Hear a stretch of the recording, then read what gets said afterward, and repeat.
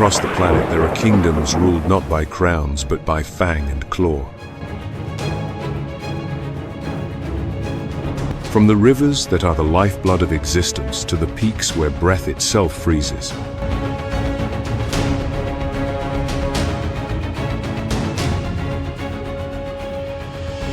Here, the laws are not written, but etched deep into the instinct of every creature.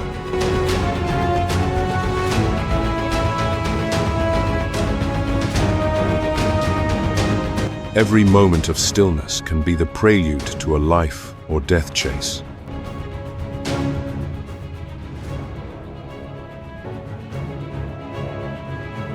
This is a relentless battle for territory to assert dominance.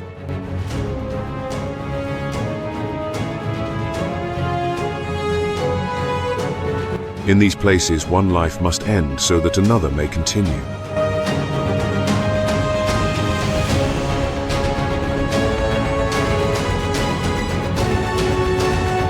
This is the primal epic of power, about the price of life in the planet's harshest arenas.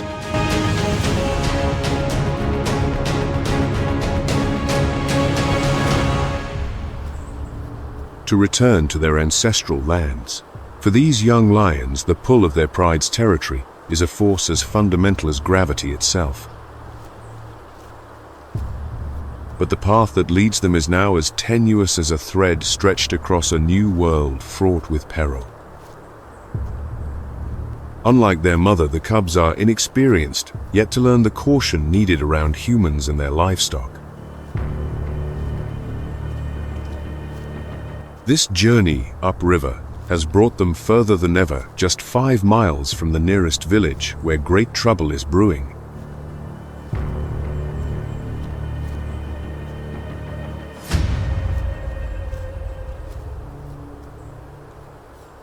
Donkeys bred for their docile nature.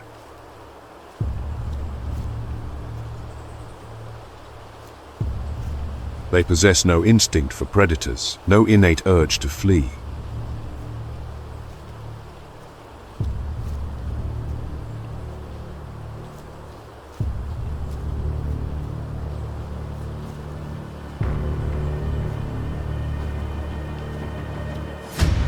For a hunter, restraint is a concept that does not exist.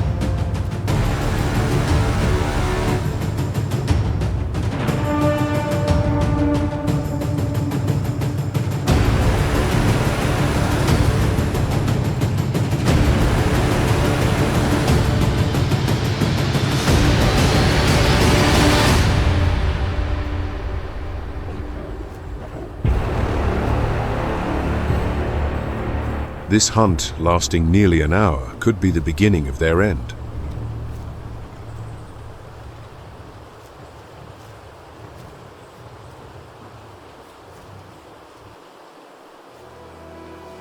It places the conservationists in an exceptionally difficult position.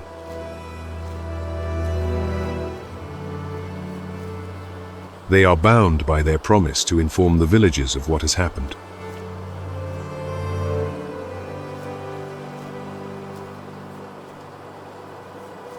The fate of the 2 young lions now rests with the community, a decision of immense consequence and gravity.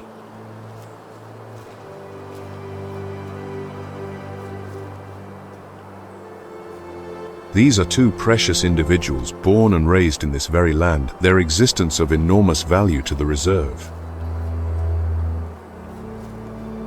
But then, a glimmer of hope.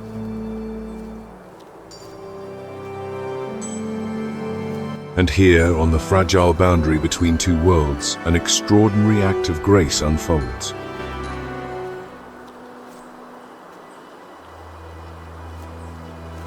A recognition that the donkeys, having returned to a wilder existence, are also subject to the ancient laws of this land.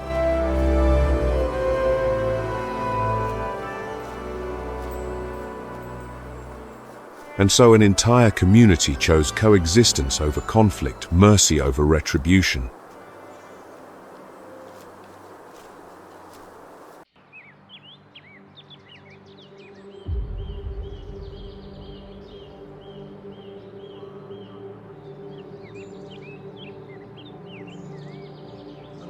Spanning over 4,000 miles, a majestic river flows through the heart of Africa, bringing life to lands that would otherwise be barren.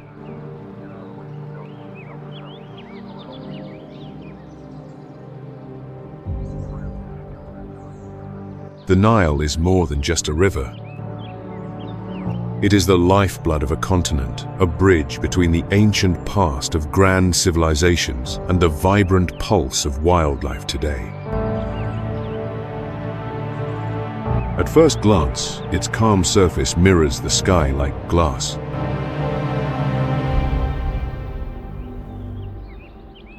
But beneath that surface lies another story entirely.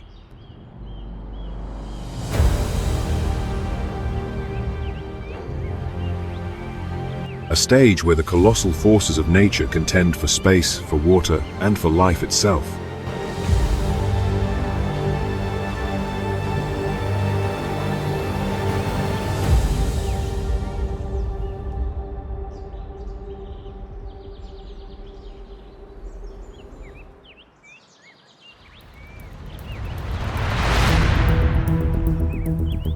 The murky waters of the Nile conceal a predator as ancient as the river itself.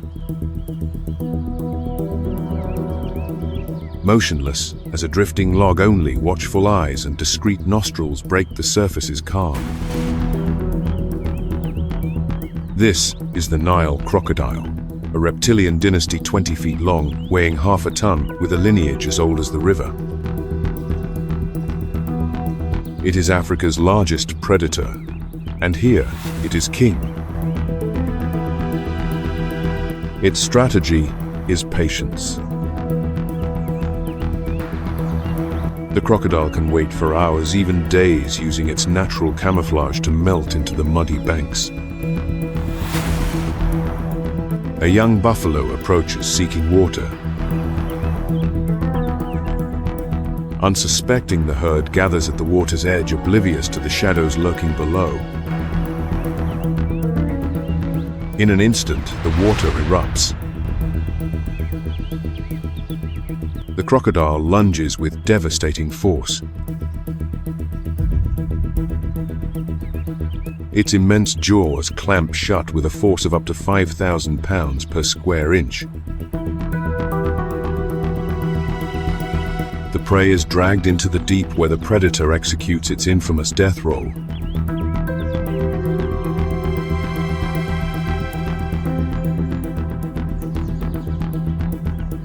A young buffalo approaches, seeking water.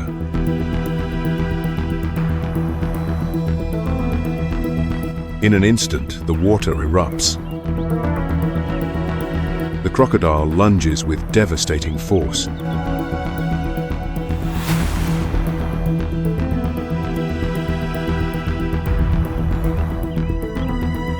Its immense jaws clamp shut with a force of up to 5,000 pounds per square inch.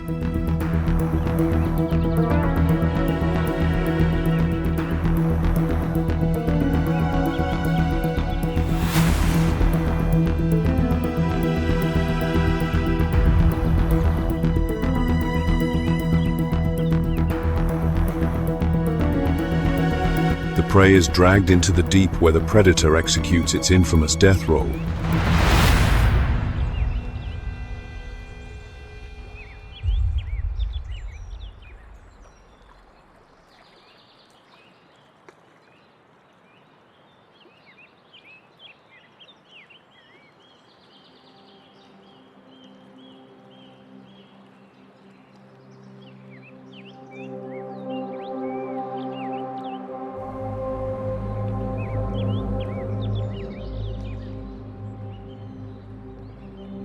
In Lake Victoria, one of the Nile's primary sources, these giants congregate in vast numbers with a large and healthy population inhabiting its waters.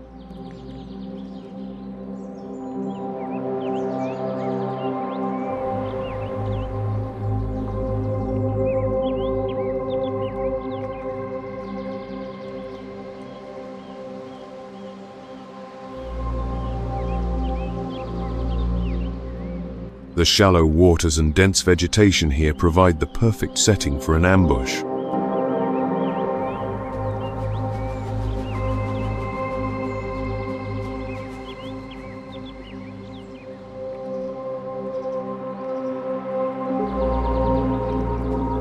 Yet the Nile crocodile is more than a mere predator.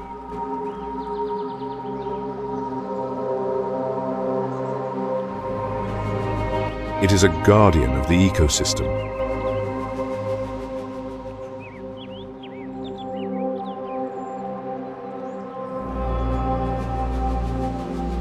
By consuming carcasses, they prevent the spread of bacteria and disease in the water.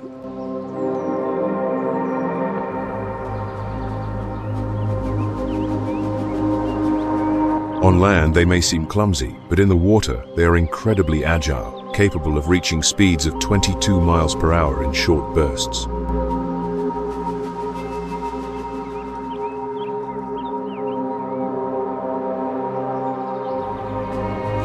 The circle of life is renewed when the female digs deep nests in high sandbanks to lay 25 to 80 eggs.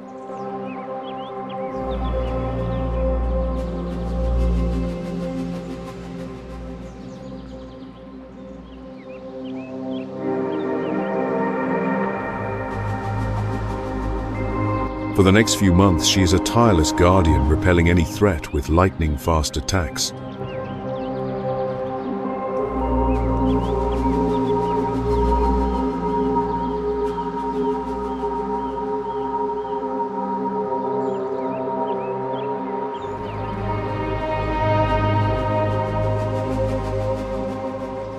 When the young hatch, the mother gently takes them in her enormous jaws and carries them to the water, ensuring their chance of survival in a world fraught with peril.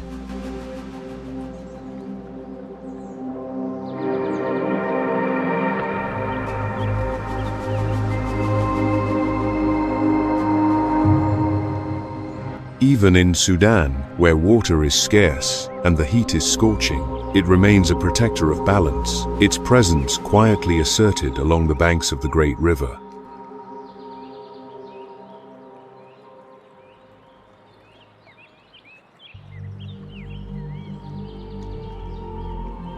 As the sun rises over the calm waters of the Nile, a colossal shape slowly emerges.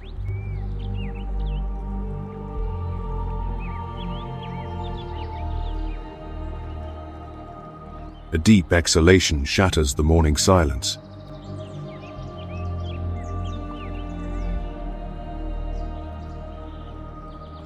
It is the hippopotamus.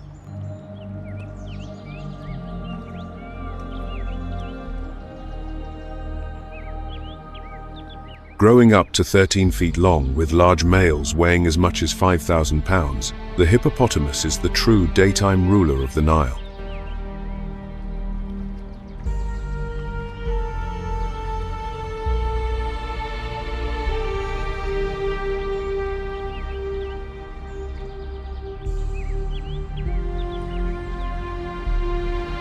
Despite its placid appearance, this animal possesses astonishing power and an unpredictable temperament. They are fiercely aggressive when defending their underwater territories.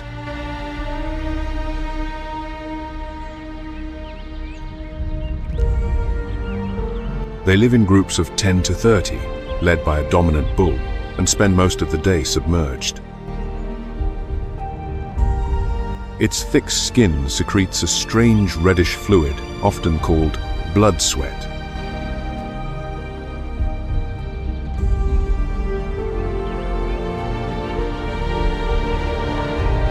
This is not a sign of injury, but a natural marvel, both a sunscreen and an antiseptic, perfectly suited for a life half spent under the African sun.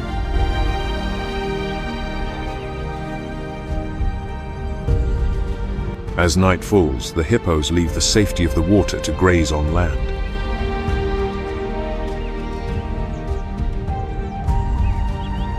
They can travel up to 6 miles, consuming around 80 pounds of grass each night.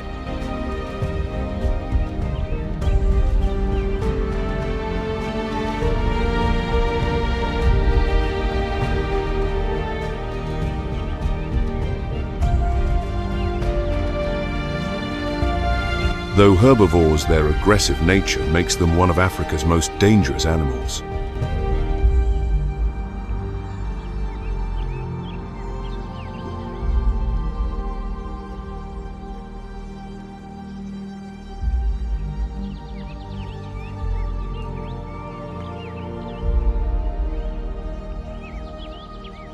On land, they can run at speeds of up to 19 miles per hour.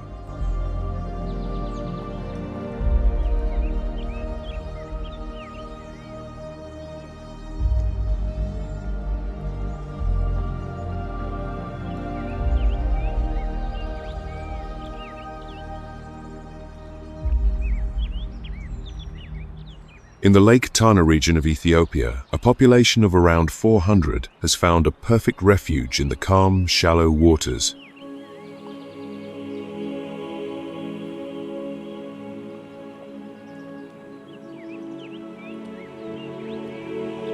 After a gestation of about 8 months, the female typically gives birth to a single calf in the water.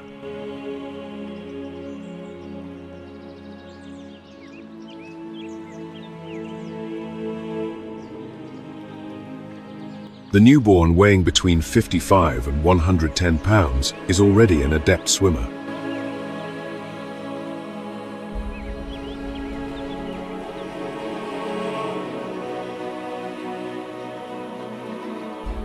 However, the hippopotamus also plays a vital role in the ecosystem.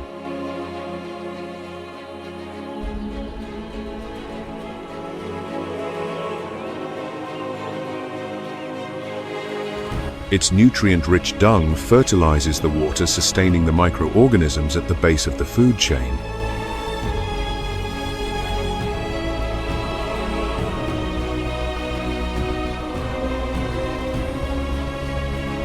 As dawn breaks, the herd slowly returns to the shallows.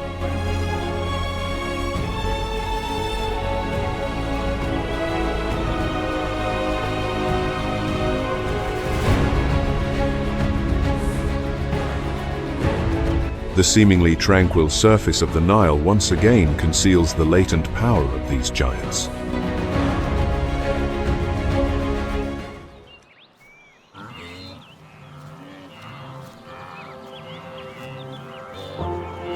Across the green floodplains of the Nile, the heavy thud of hooves echoes.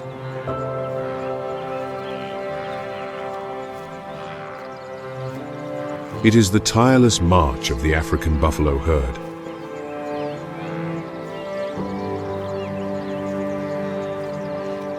These powerful grazers are symbols of strength and resilience, forming herds that can number in the hundreds, constantly moving in search of food and water.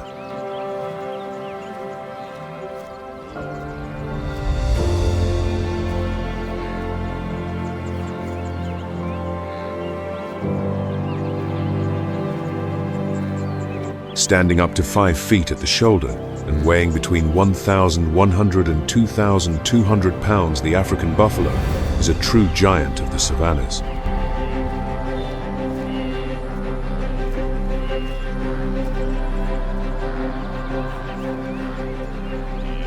Their formidable horns fuse at the base, creating a solid shield used for defense and in dominant displays.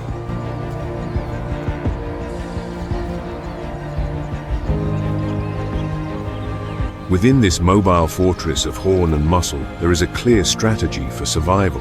The strongest form a living shield at the front and along the flanks.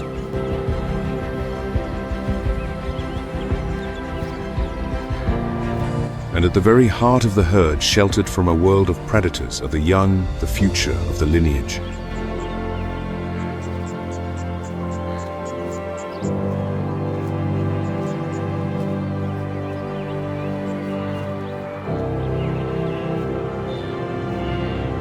Along the Nile, their routine is meticulous.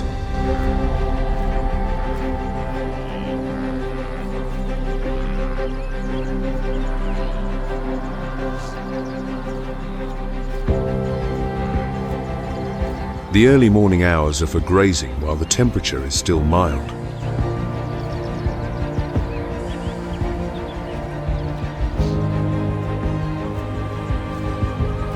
Each adult buffalo consumes about 33 to 40 pounds of grass a day, helping to control the overgrowth of riverside vegetation. During the peak heat, the herd seeks refuge near the river, submerging themselves to cool down and repel insects.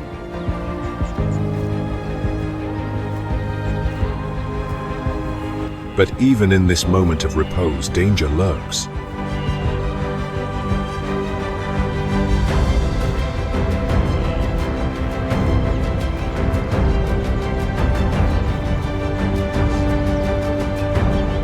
Beneath the surface, Nile crocodiles lie in wait for an opportunity to strike.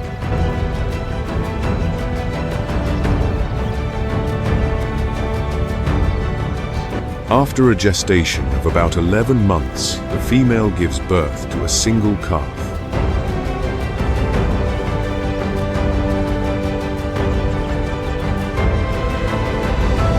Within minutes, the newborn is on its feet, protected within the circle of the herd.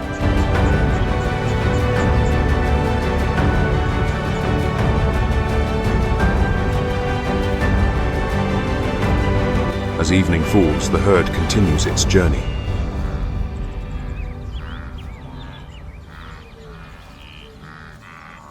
They are not just grazers of the plains, but natural engineers shaping the landscape.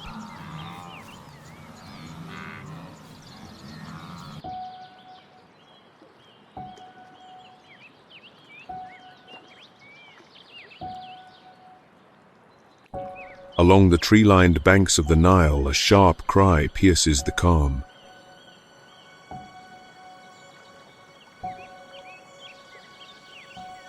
It is the unmistakable call of the African fish eagle.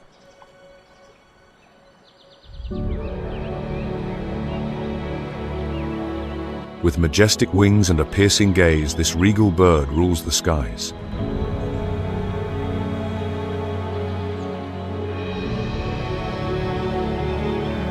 Its white plumage stands in stark contrast to its dark wings and back.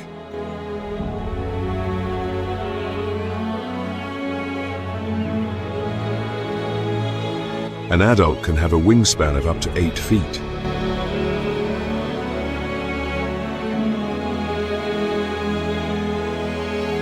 Its vision is extraordinary, capable of spotting a glistening fish from over 300 feet above the water.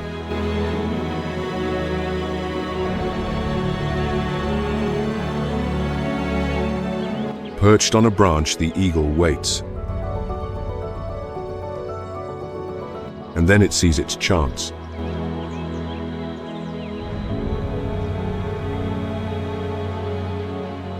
The dive is instant, a feathered missile locked on its target.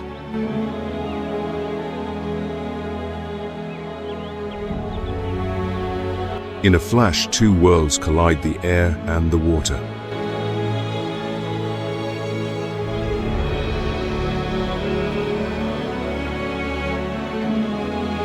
Claws sharp as surgical steel strike with absolute precision.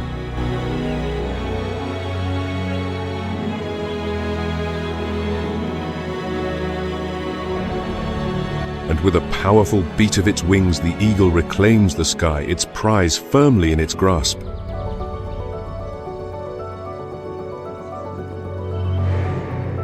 This ability makes the African fish eagle one of the region's most efficient hunters.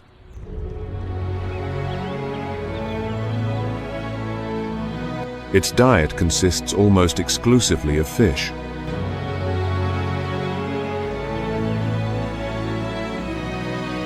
Pairs are monogamous and return to the same nest each year, reinforcing it with branches and leaves.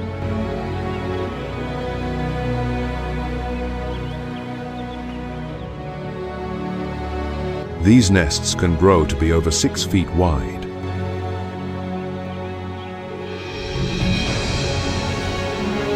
Both parents take turns raising their young, feeding them small pieces of fish until they are old enough to hunt for themselves.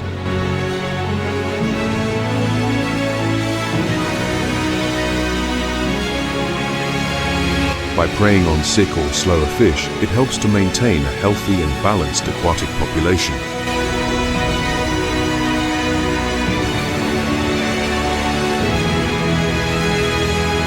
As the sun sets, the scene repeats.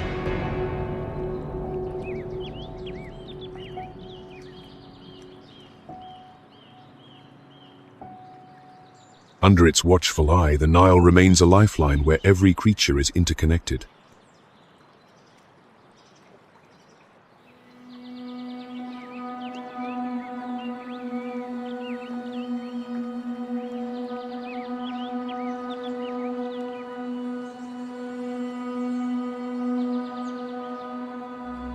In the still waters along the Nile's channels, a slender silhouette appears.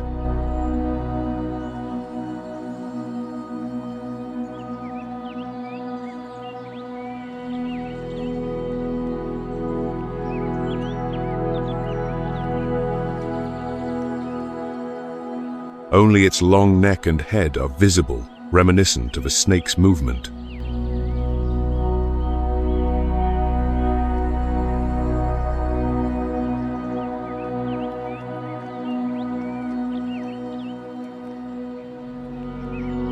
This is the African darter, a master of diving and concealment.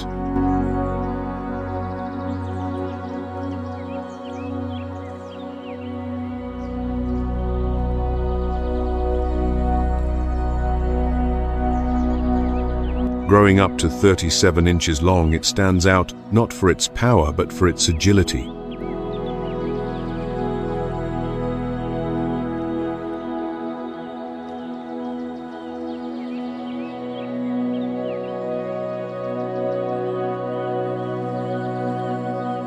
Unlike many water birds, its plumage is not completely waterproof.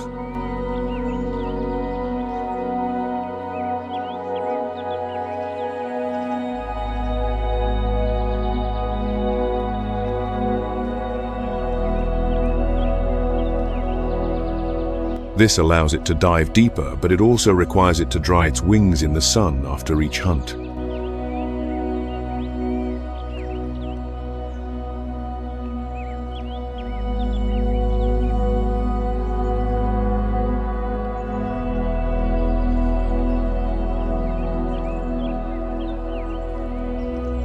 Underwater, the darter is a swift and ruthless predator.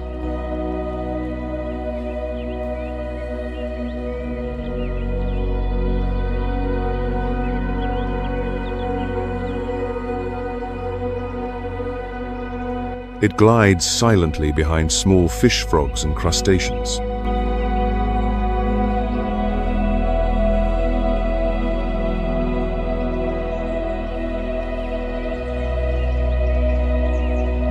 When the prey is in range, its long pointed bill strikes.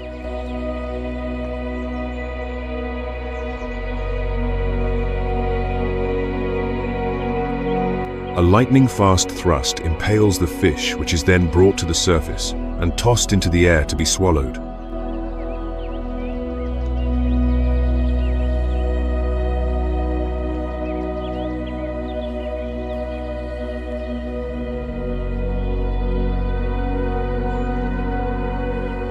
In the Lake Tana area, its population is quite stable, estimated at between 800 and 1,000 individuals.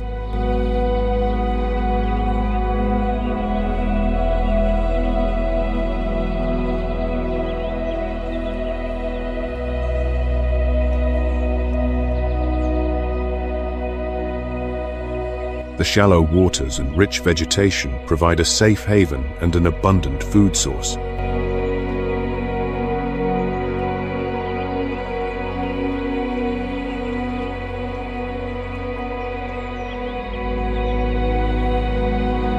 By controlling the populations of small fish and invertebrates, it helps maintain the balance of underwater ecosystems.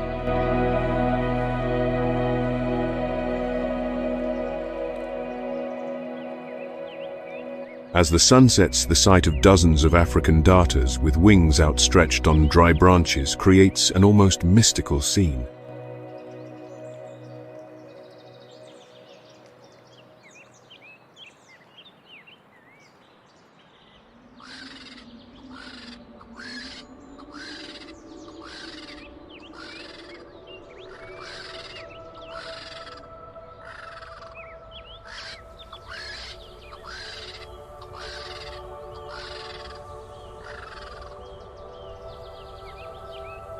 The dry heat envelops the banks of the Nile as a solemn figure traverses the plains with slow, deliberate steps.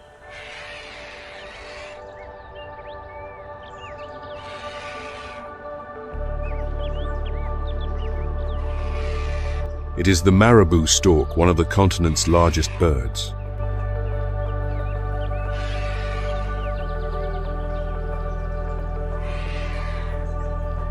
Standing nearly 5 feet tall with a wingspan that can reach over 10 feet, the marabou is distinguished by its unique appearance.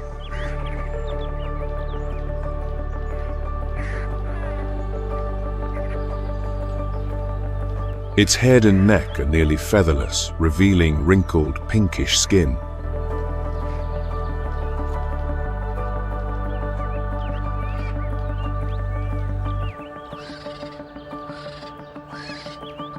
This feature is essential for a scavenger, helping it stay clean while feeding.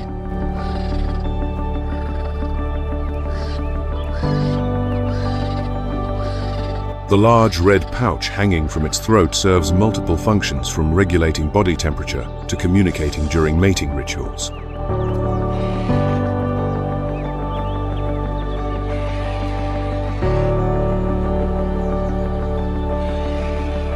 As nature's cleanup crew, the marabou stork plays a vital role.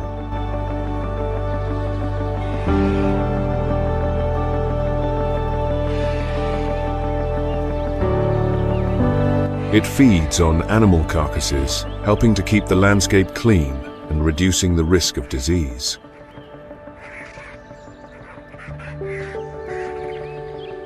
Its digestive system is so efficient that it can process bone and sinew, extracting nutrients from parts few other species can utilize.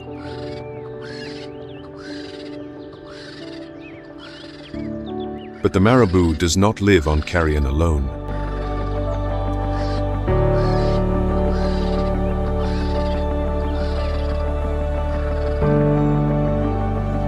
When the opportunity arises, it also actively hunts fish frogs and even small rodents.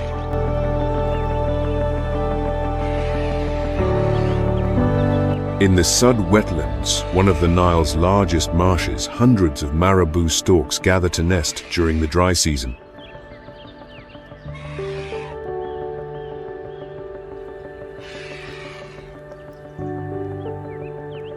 Though its appearance is often described as macabre, the marabou stork is a crucial link in the Nile's ecological web.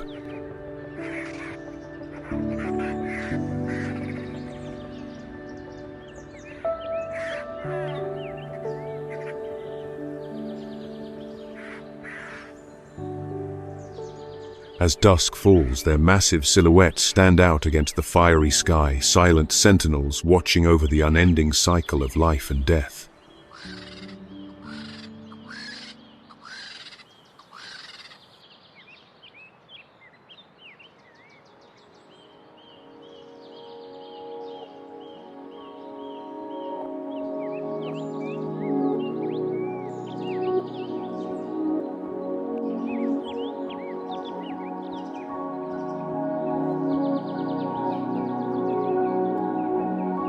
On the grassy banks and wetlands along the Nile, a reddish-brown figure emerges.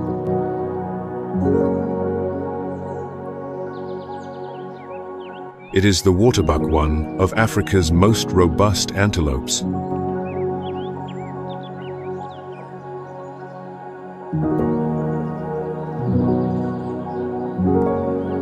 It is known for its elegance and a distinctive white ring around its rump, a mark that seems painted by nature itself.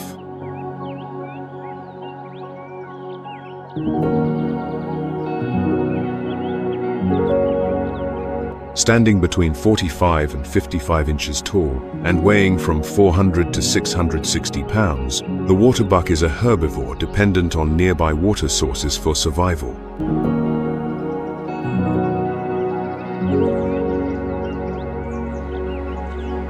Its thick, oily coat plays a crucial role, not only protecting it from parasites but also providing a waterproof barrier. The males possess long, slightly spiraled horns that can grow up to 40 inches.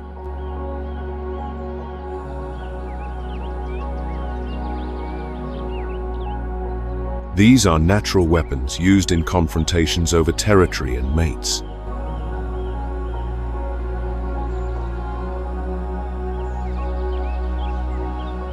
An adult consumes an average of 15 pounds of fresh grass daily, preventing overgrowth and maintaining natural pathways for other species.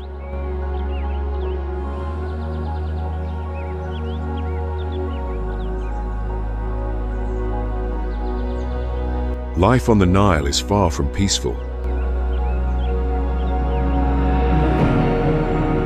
Faced with a threat from a lion or crocodile, the waterbuck resorts to its most effective strategy, diving into the water.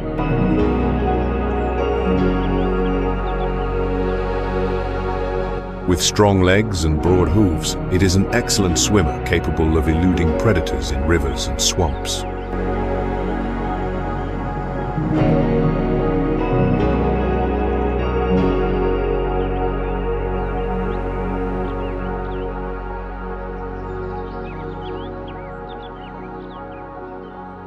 After a gestation of about 8 months, a single calf is born and hidden in tall vegetation for its first few days to avoid attack.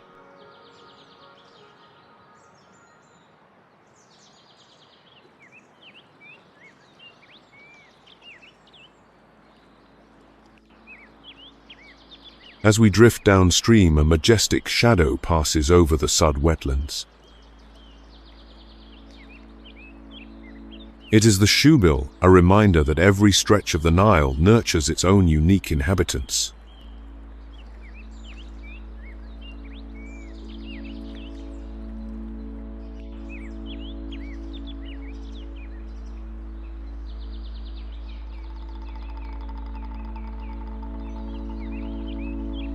The Nile continues its majestic flow, connecting lives and ecosystems in an eternal dance of water, earth, and air.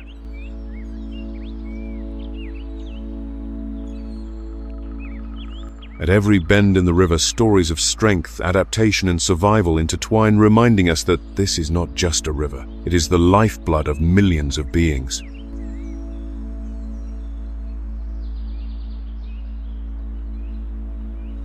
From the deep waters, where crocodiles reign, to the banks where hippos rest and eagles guard the skies, the Nile reveals a delicate balance between power and vulnerability.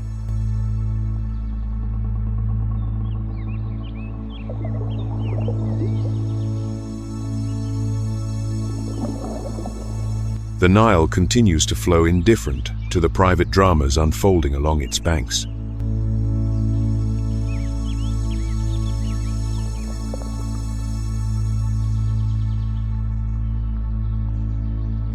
This is a world without good or evil, only hunger and survival.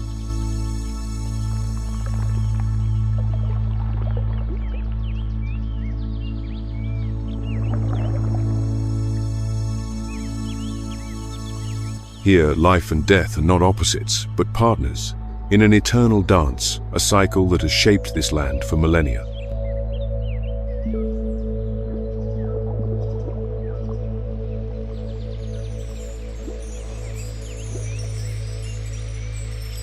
And will continue to do so long after we are gone.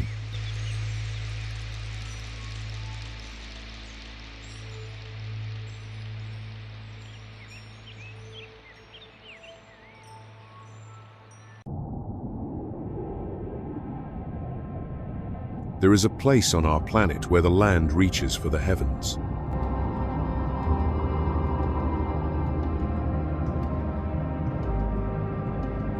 A kingdom of rock and ice so high that it lives by its own rules.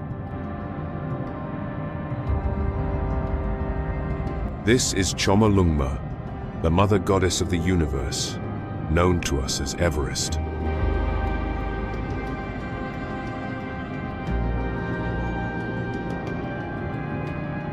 Here, altitude is not a number but a threat to survival.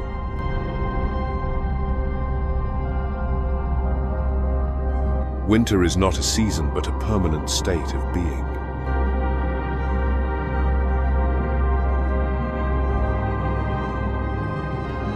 The cold is the true ruler of life on this sleeping giant.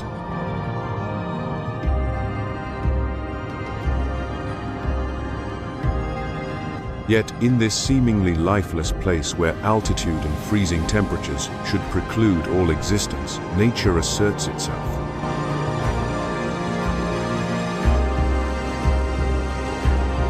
Amidst the most unforgiving conditions, wild animals reveal their purest, most indomitable spirit, staring death in the face in order to live. Against the fiercest blizzards, the yak stands firm, a bulwark against the eternal winter.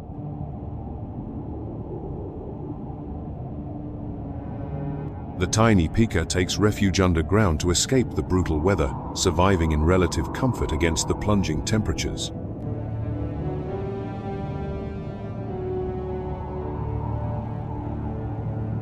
Meanwhile, the red panda uses its bushy tail as a blanket, warding off hypothermia during the freezing nights. Each species has its own strategy to avoid extinction in this white world where altitude is the enemy of life.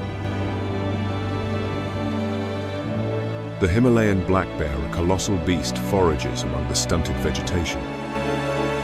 A few insects or fresh berries are a feast in this ascetic world.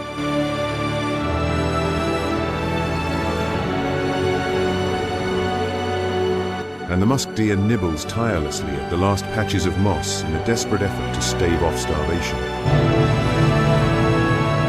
The baral or blue sheep graze on sheer slopes thousands of feet high where only they can reach the finest pastures.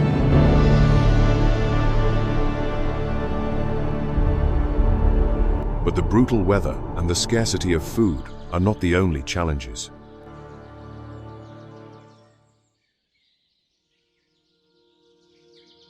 When predators stalk the landscape, the freezing conditions become a secondary threat to the danger of falling into the claws of those that rule the food chain. Hidden among the time-frozen slopes, the ghost of the mountains, a cold and calculating cat fixes its gaze on its next meal. When the snow leopard strikes, its prey has almost no chance. One pounce, one slash, and it is over.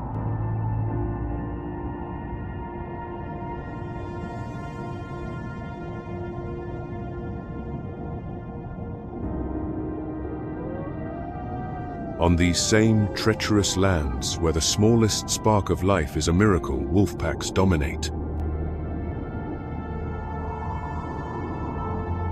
A deep howl echoes through the mountains, and the pack is ready to sow terror. Thousands of feet high, the lammergeier, a master of the Himalayan skies, watches intently for a fresh carcass. In seconds, this clever vulture carries the remains into the air, only to drop them from a dizzying height.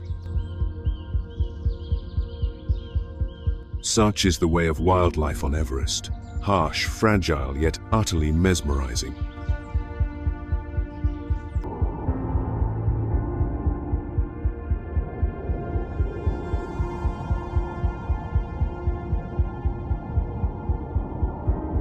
Rising from the spine of the world on the border of Nepal and China, it pierces the sky at an altitude of 29,029 feet.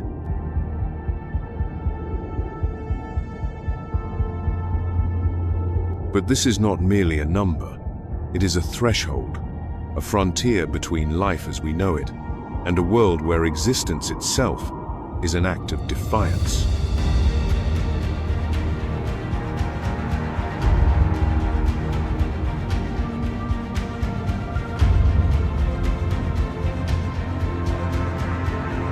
Part of a geological massif where peaks like Lhotse and Nuptse also soar above 26,000 feet. Everest is more than just a mountain.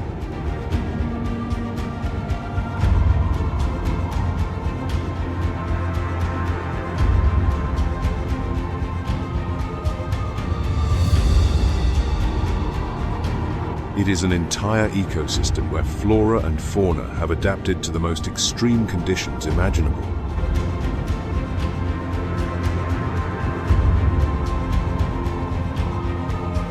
At lower altitudes, around 13,000 feet, dense coniferous forests of pine and fir dominate the landscape.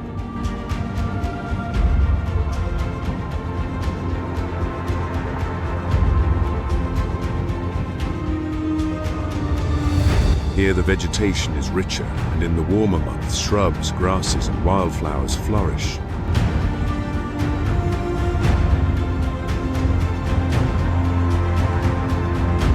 Ascending a few thousand feet higher, the trees vanish, giving way to sparse clumps of grass, moss, and lichen clinging to the rocks.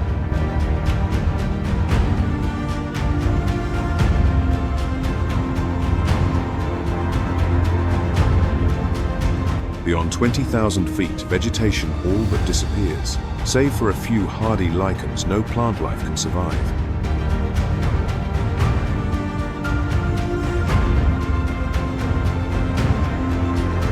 Like the vegetation, the temperature is a true reflection of Everest's altitude.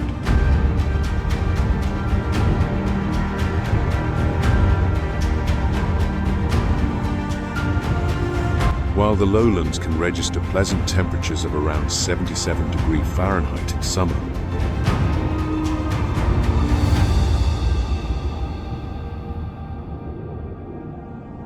above 20,000 feet extreme cold is the norm of perpetual winter, where the temperature is always below freezing.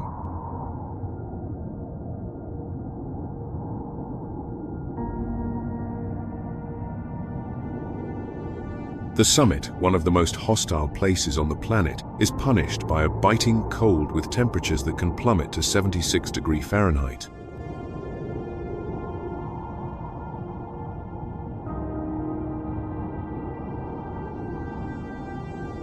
Here, hurricane-force winds of over 186 miles per hour turn this corner of the world into a frozen hell.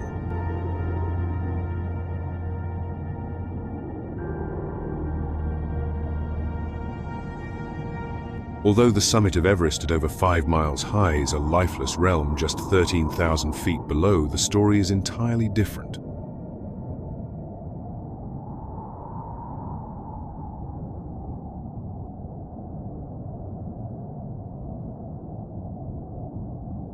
At these levels, against all odds, wildlife thrives, with blue sheep navigating the rocks, deer grazing on the scarce new shoots, and marmots emerging from their burrows.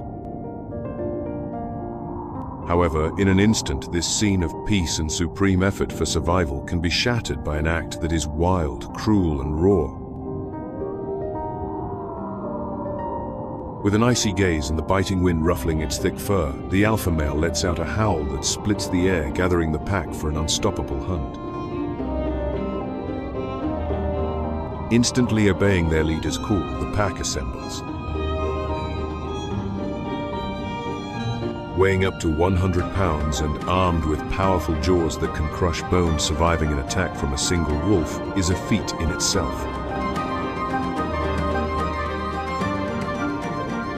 When an entire pack of these formidable hunters works in concert, escape is virtually impossible.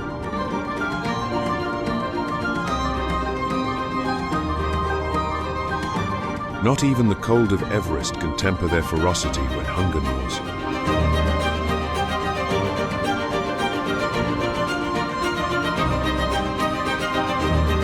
With its robust build, the Himalayan wolf is perfectly adapted to live in an ecosystem ravaged by sub-zero temperatures.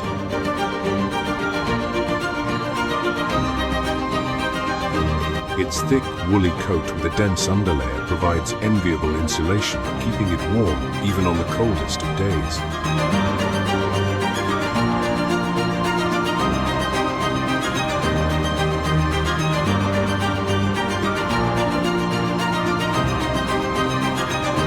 Strong, muscular legs with well-padded paws are ideal for moving across the snowy and rocky terrain, so common in its Everest home.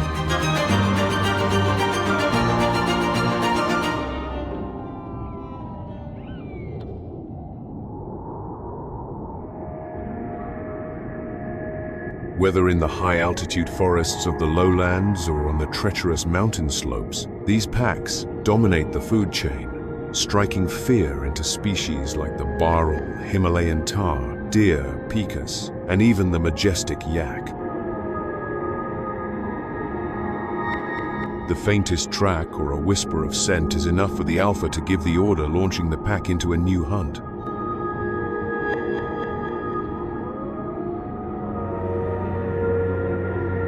Thanks to their highly developed sense of smell, they can detect the trail of a hoofed animal from several miles away.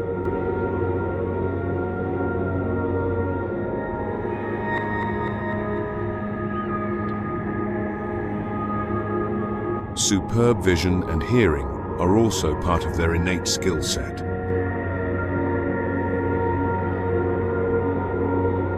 With a pack of up to 8 members, only a large kill can satisfy the hunger of these voracious predators. In a habitat as demanding as Everest, wolves always prioritize an efficient hunt. Once the prey has been located, the pack advances with a steady pace towards its future victim. Through howls, head movements, and body posture, the alpha communicates a complex hunting strategy. With the prey in sight, the pack relies on its unparalleled stealth to approach the deer with the utmost caution. Their coats of white, brown, and gray provide astonishing camouflage.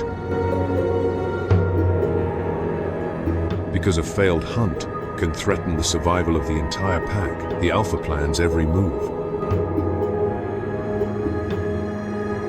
When every wolf is in position, it gives the signal and they launch their assault on the unsuspecting animal. The deer bolts, but the wolf's strategy is based not on a surprise attack, but on a prolonged chase. Every member of the pack participates, closing off escape routes. Cornered, the wolves pursue the animal relentlessly.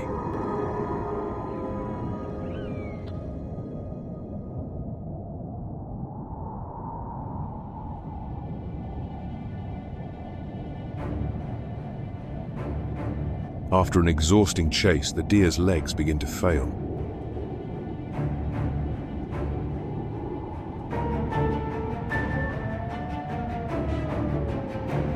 Caught between the treacherous terrain and a pack of hungry carnivores, the inevitable happens.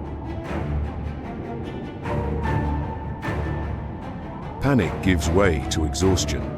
One final, desperate stumble, and the chase is over. For the deer, a life is extinguished. For the pack, another precious day is won.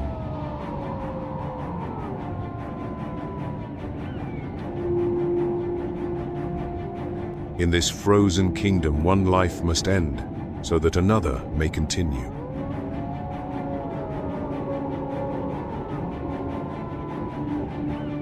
Having brought down such large prey, the pack begins to feed.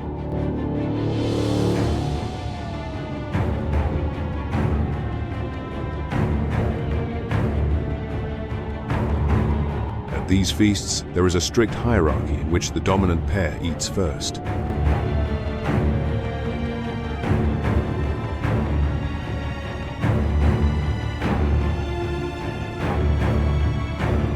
After consuming most of the carcass, leaving only a few bones, the pack seeks a sheltered place to rest.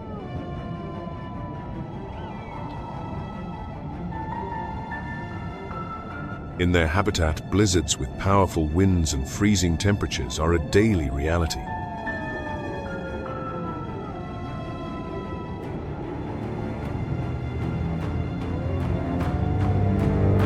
When they are not hunting, they take the time to rest and take shelter.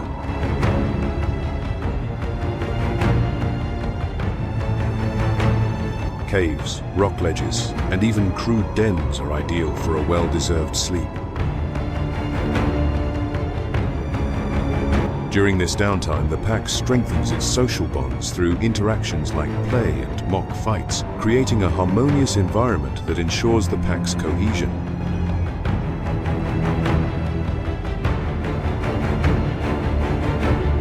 Although each wolf is a formidable beast, the secret to its survival lies in pack life.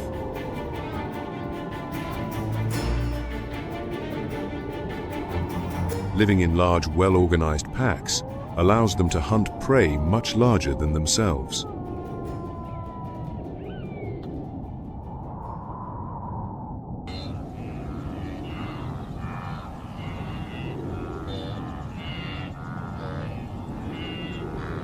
Among them is a colossal bovid weighing up to a ton that has adapted to life at over 20,000 feet.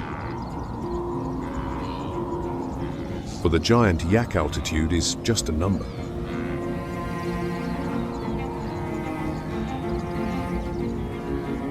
With its extraordinarily long coat, the yak possesses what is perhaps the finest natural protection on the entire mountain for surviving sub-zero temperatures.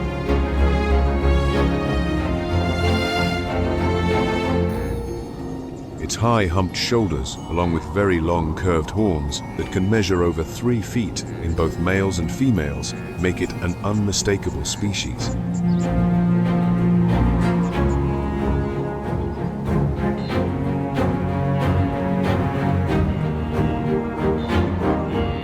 The rocky slopes and snow-covered areas that other species would find barren are a welcoming habitat for this master of survival.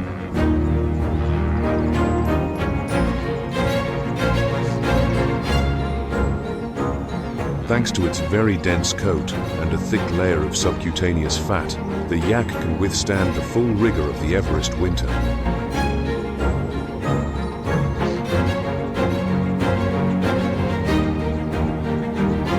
Even when the thermometer drops to 40 Fahrenheit and storm winds howl, this bovid remains unfazed by the hostile conditions.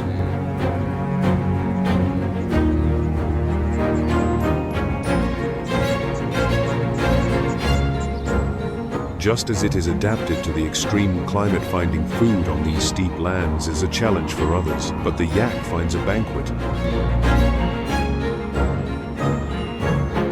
As a herbivore specializing in high-altitude vegetation, alpine grasses, mosses, dwarf shrubs, and sedges are on its low-nutrient menu.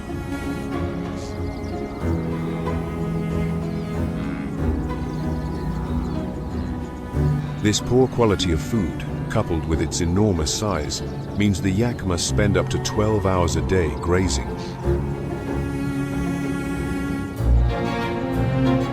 Wandering slowly through the vast alpine meadows, this hoofed giant carefully scans the ground, alert for any sign of something edible.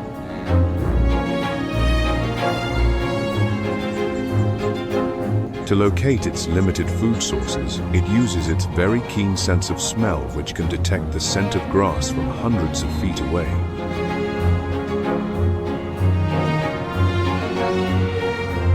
Even when food lies buried under a thick layer of snow, the yak does not hesitate to use its hooves and its great head to unearth what it considers a delicacy.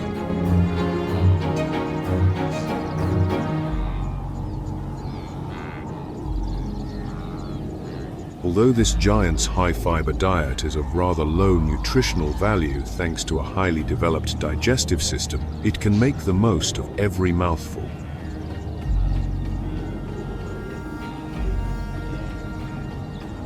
As a ruminant, after its long grazing sessions, it spends hours re-chewing its partially digested food, ensuring that not a single nutrient is wasted.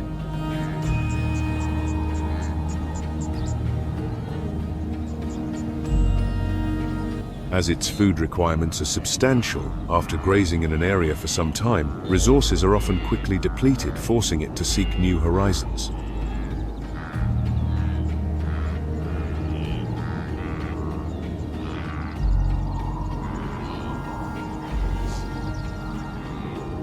Contrary to their formidable appearance, both males and females are highly social. Females and their young can even form large herds of up to several hundred individuals.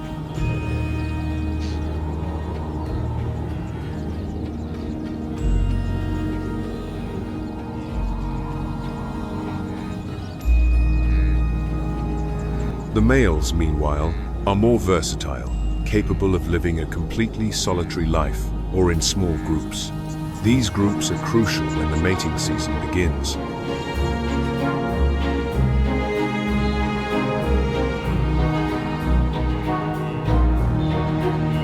Within these herds, competition for dominance is constant, like a rehearsal for the breeding season. Size and physical strength are everything.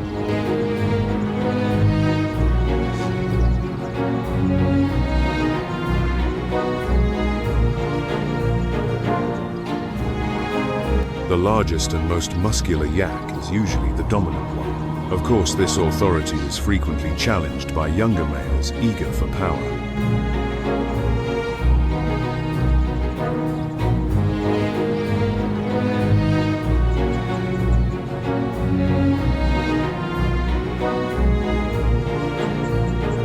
Intense ritual battles ensue. Though they rarely end in death, they involve powerful headbutts and displays of strength.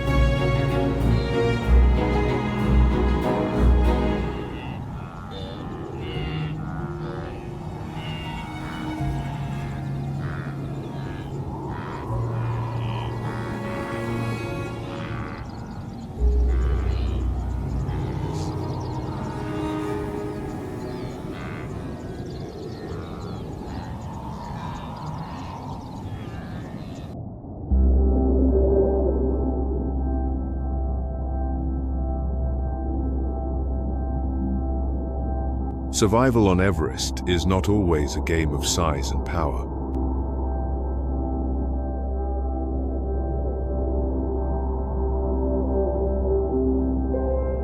High on the craggy slopes in the shadow of giants lives a creature that has mastered a different strategy to be small, swift, and almost invisible.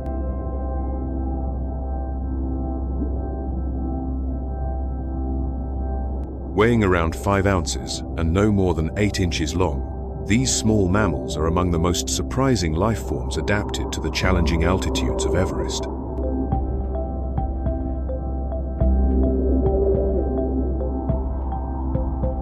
Like the giant yak, this rodent also has a very warm coat, which keeps it insulated even when Everest shows its harshest side.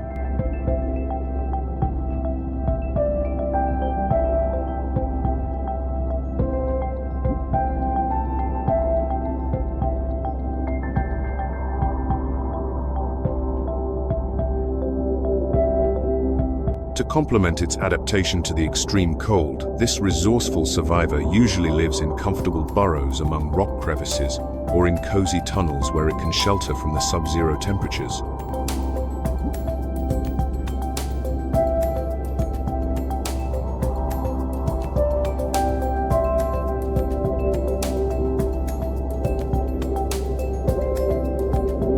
While at night it curls up in its rudimentary shelter, the day is for venturing out in search of food.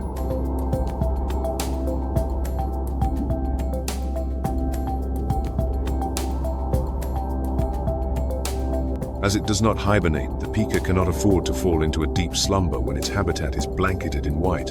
It needs food all year round.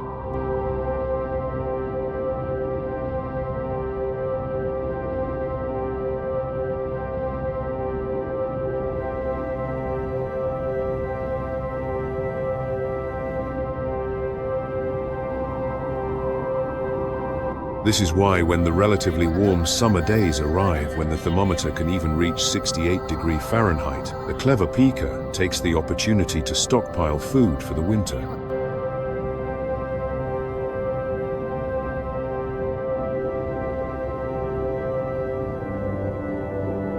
Foraging tirelessly on the ground, it finds alpine grasses, sedges, mosses, lichens, and with luck, wildflowers.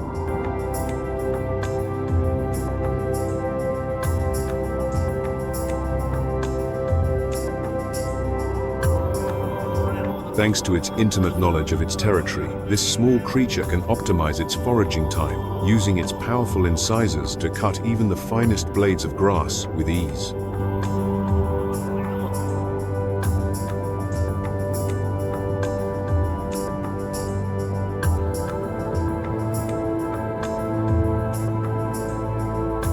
In addition to its strategy of storing food in piles known as hay piles, the pika, of course, cannot resist consuming a good amount of the plant-based treats it finds.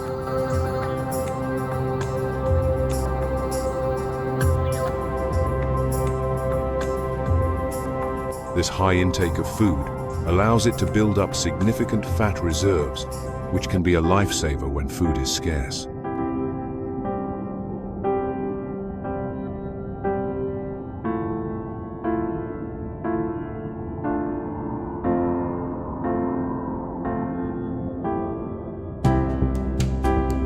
Of course, the pika can never completely relax, as it never knows when a fierce predator is lurking, looking to make it its prey.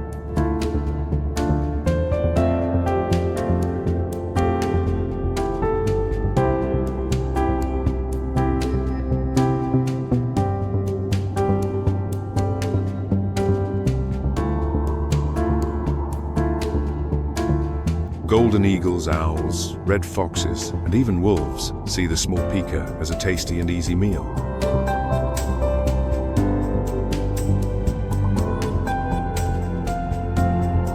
To escape death, the pika is constantly alert to its surroundings, attentive to the slightest movement that seems suspicious.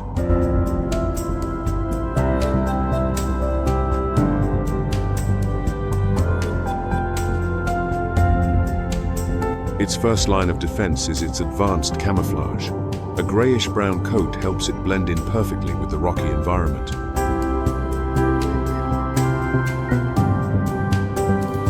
When directly threatened, the pika does not hesitate to make a swift escape to the safety of its burrow.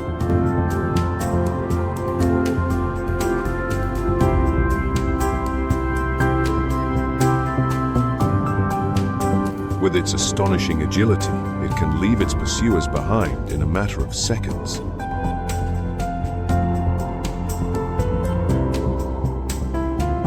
Often, when a pika spots a predator lurking nearby, it immediately emits a distinctive whistle to alert neighboring pikas.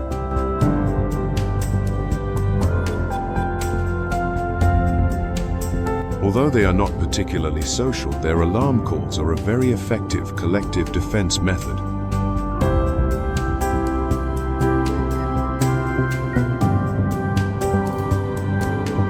Upon hearing this particular call, the predator knows it has lost the element of surprise, so it often decides to abandon the attack.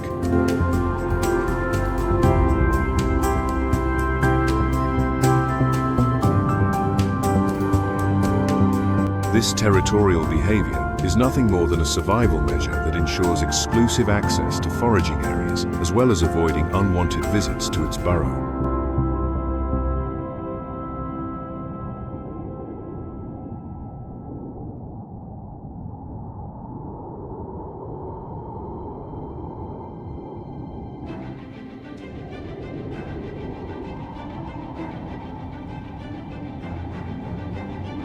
Just as the tiny pika battles the inclemency of the weather, thousands of feet below the mountain's foot in the temperate forests, a placid mammal moves through the dense vegetation.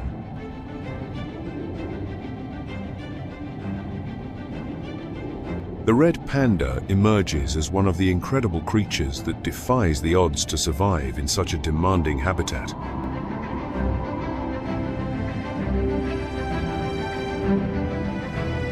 With its thick reddish-brown coat, the red panda has little in common with its giant black and white namesake from Asia.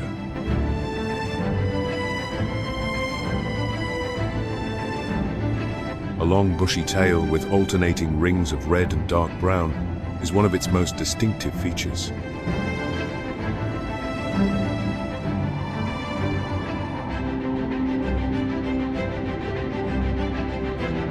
In addition to its dense fur, this mammal often uses its tail as a scarf.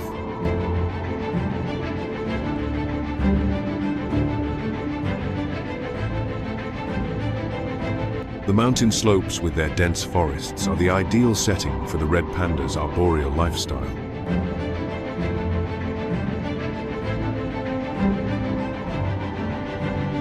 Thanks to its short, strong legs with sharp, semi-retractable claws, it is an expert climber.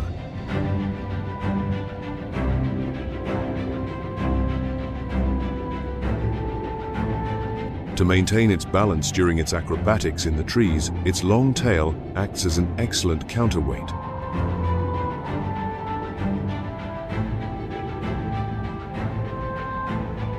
This life in the trees helps it stay out of sight of most predators.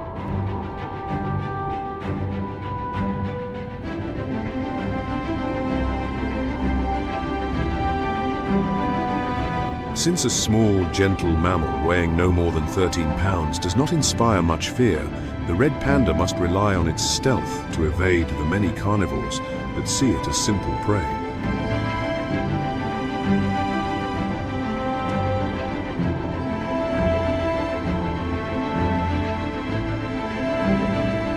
Cunning predators like the snow leopard, the clouded leopard, or even fierce birds of prey may target this gentle mammal.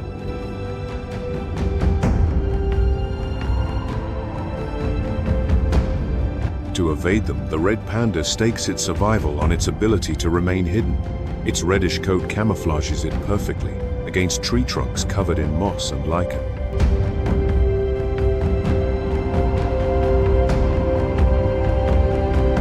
By remaining motionless and curled up, the red panda can go completely unnoticed out of sight of its predators.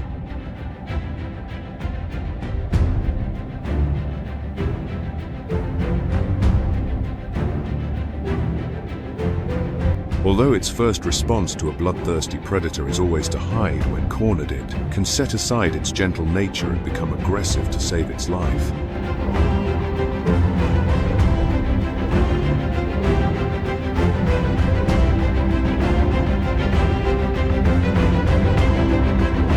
When a snow leopard or a golden eagle poses a direct threat, the red panda summons its courage standing on its hind legs to appear larger and more intimidating.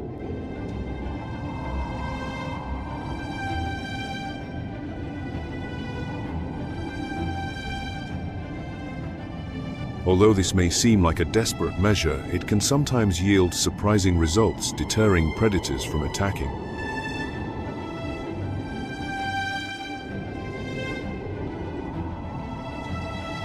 After avoiding becoming part of a ruthless carnivore's diet, the red panda now prepares to satisfy its own hunger.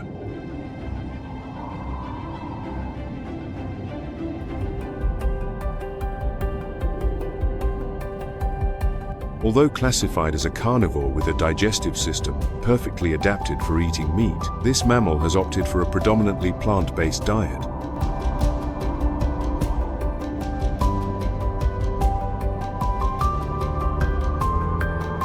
It has a special fondness for tender young bamboo shoots, which make up the bulk of its diet, even though digesting these stalks and leaves can be somewhat difficult.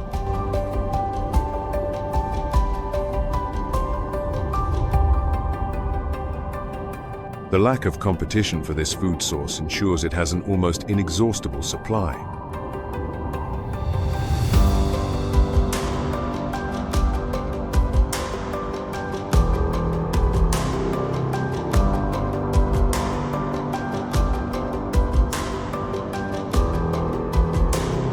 Of course, when its habitat becomes unusually generous with fruits, berries, and acorns appearing everywhere, this adaptable survivor does not hesitate to feed on these delicacies.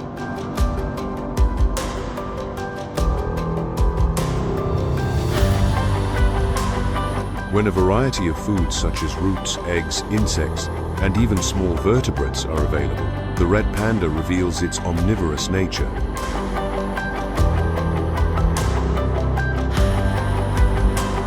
This ability to adapt its diet to the fluctuating resources of its habitat is one of the keys to its survival.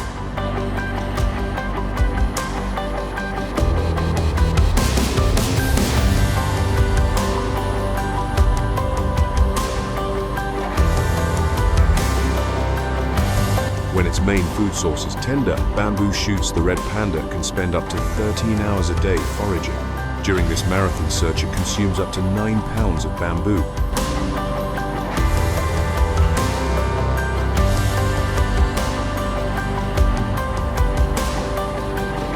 Thanks to a false thumb, the red panda can manipulate the bamboo stalks at will, focusing its bite on the most nutritious parts of the shoots.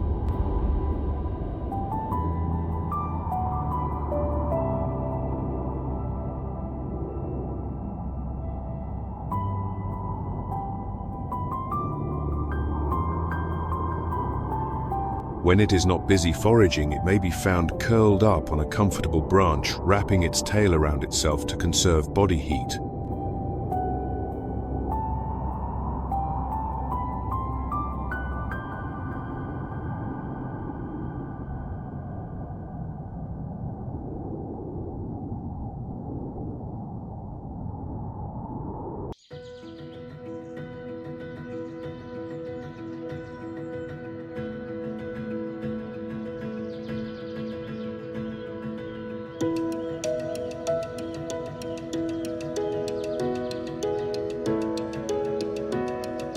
The Himalayan black bear, a giant weighing up to 440 pounds, is another species that makes the harsh ecosystem of Everest its cozy home.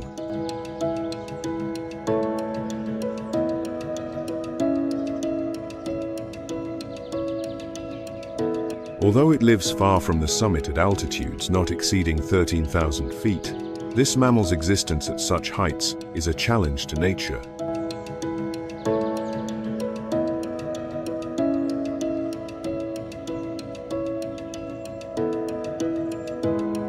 Its black, very thick and woolly coat is ideal for staying warm in an environment where sub-zero temperatures are commonplace.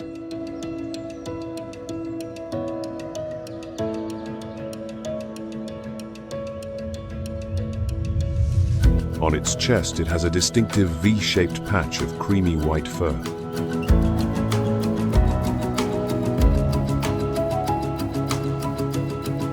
Except during the breeding season, the black bear usually leads a solitary life in the forest with no other company than the dense trees.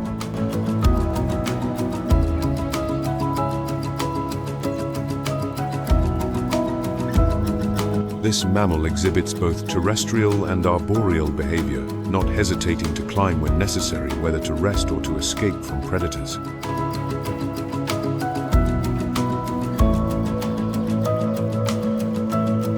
Thanks to claws up to 2 inches long and muscular legs, no tree in this vast forest can resist its climbing skills.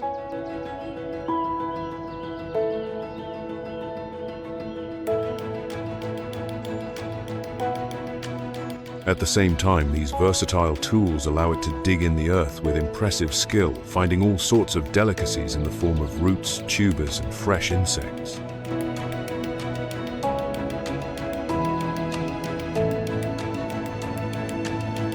But the diet of the giant Himalayan black bear is not limited to these snacks.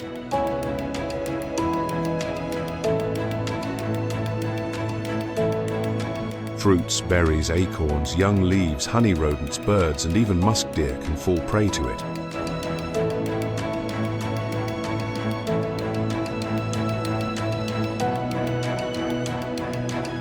The black bear is a perfect example of an omnivore simply eating whatever crosses its path.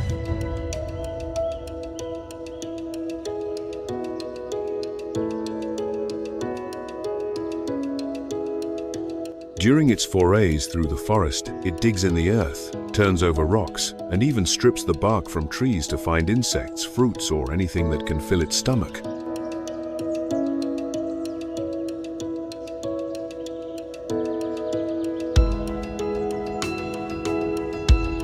During this search for food, its keen sense of smell plays a crucial role detecting even the most subtle aromas.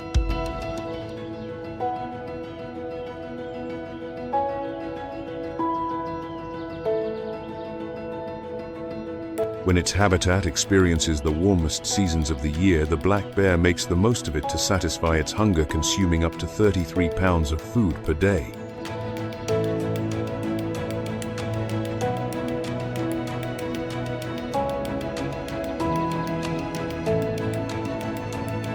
In contrast to the small pika, which does not hibernate, the black bear opts to fall into a deep sleep rather than endure the hardships of winter.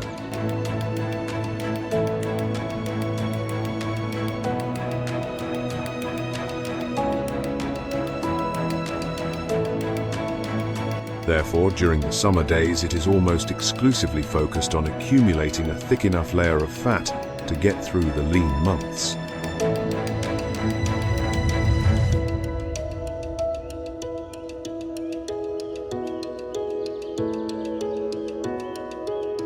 As the calendar advances and winter approaches, the bear intensifies its search for food, exploring new areas and alternating this vital task with well-deserved naps.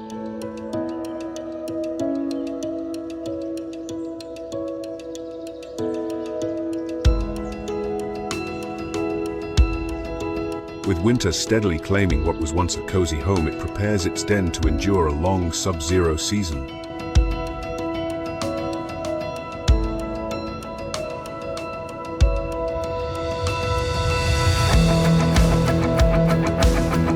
Here, its good digging skills are even more useful than for finding food. It can create cozy shelters to protect itself from low temperatures and relentless blizzards.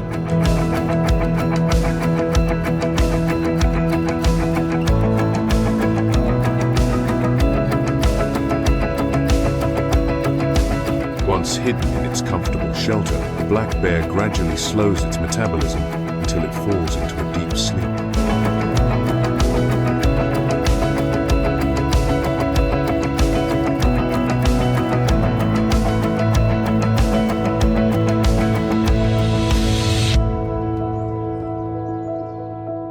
From which it will awaken several months later when winter begins to relent and spring arrives.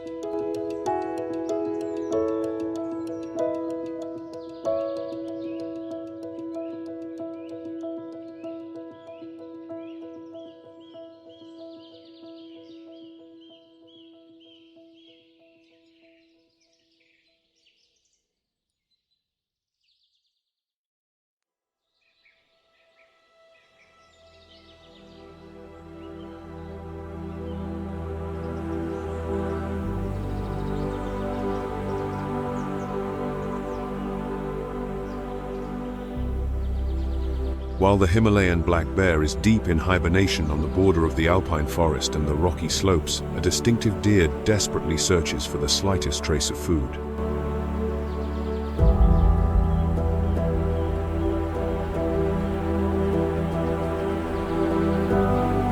Weighing up to 40 pounds and measuring about 3 feet long, the musk deer is one of the brave, hoofed animals that survives the extreme conditions of Everest.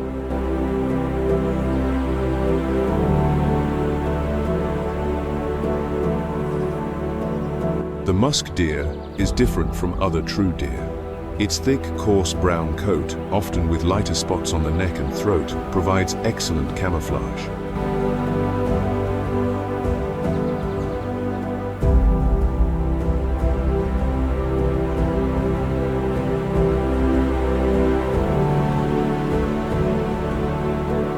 Its hind legs are considerably longer and more muscular than its front legs, giving it a hunched appearance, as well as providing it with unparalleled agility for moving through rocky terrain.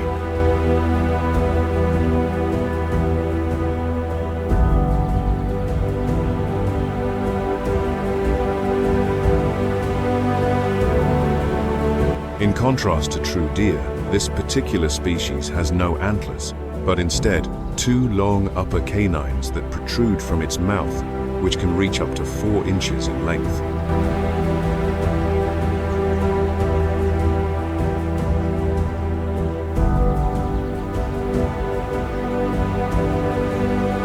Its long canines serve a similar function to antlers in species like the moose, that is, as weapons when competing for the right to mate with a female.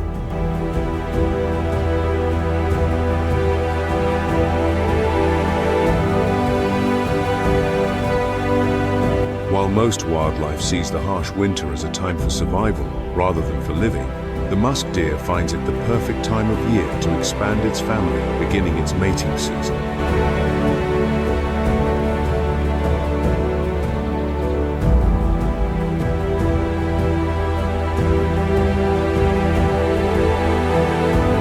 As a male's territory often overlaps with the habitats of several females, the key to securing mating rights is to defend the territory from intruding males.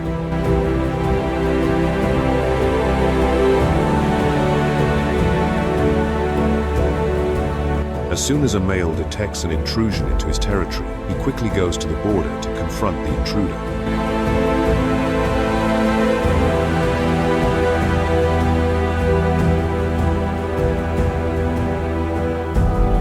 Before a fight, they adopt threatening postures.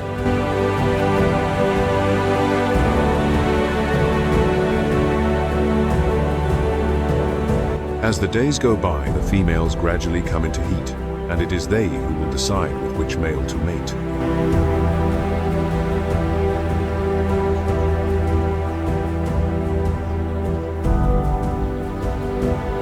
Usually, the quality and size of the territory, as well as the deer's physical strength, will greatly influence the female's choice.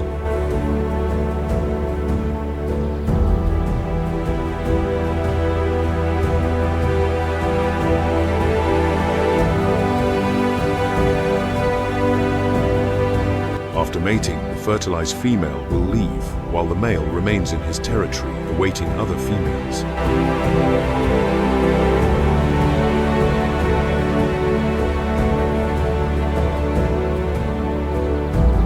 In a single breeding season, one deer can mate with dozens of females.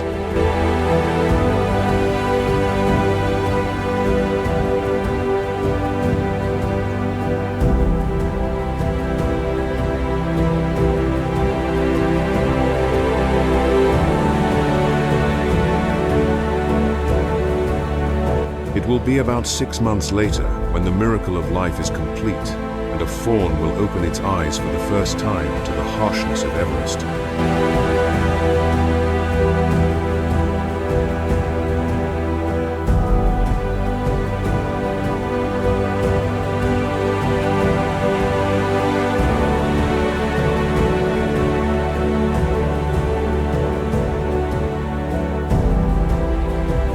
After an exhausting mating season, the musk deer sets about satisfying its not-so-selective appetite, feeding mainly on grasses, mosses, and lichens.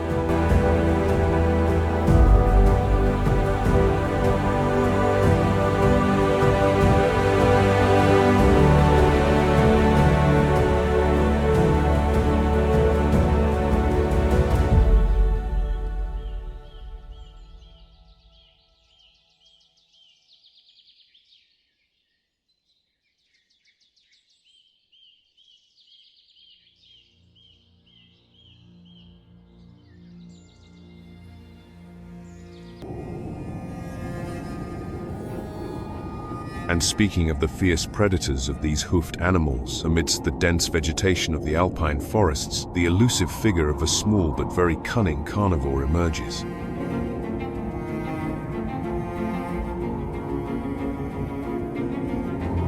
Although weighing no more than 30 pounds and measuring about 3 feet long, the red fox is no threat to an adult musk deer.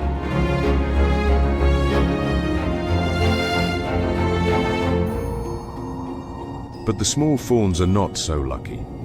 They are one of the favorite prey of these stealthy predators.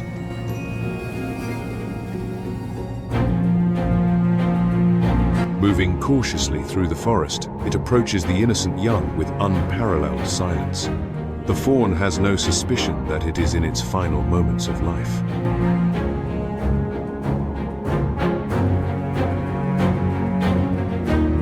With a pounce, the wild fox appears and then disappears, but this time with a small musk deer in its mouth.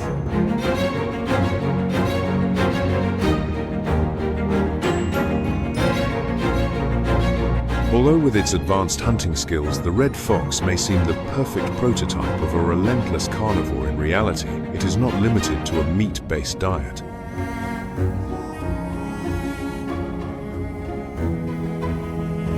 It has omnivorous habits, capable of eating insects, fruits, berries, roots, shoots, and of course does not hesitate to take advantage of a carcass, becoming a scavenger.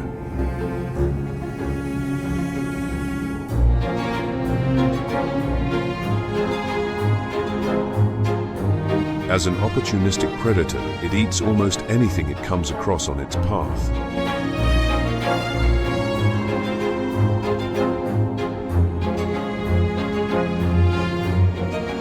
Thanks to its very keen sight and smell, it can easily locate hares, mice insects, or fresh fruit.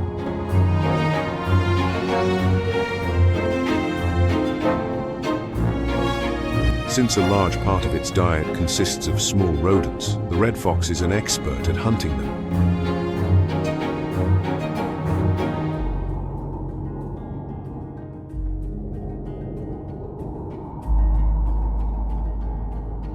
Stalking cautiously, it uses the cover of the terrain to ensure the element of surprise.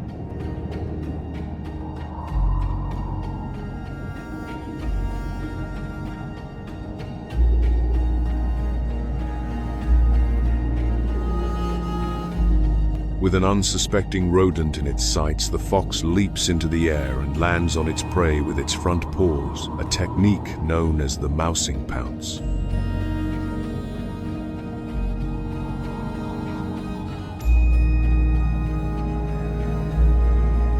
Even extremely agile prey like hares cannot escape the lethal bite of this predator, as it can run at high speeds for short distances.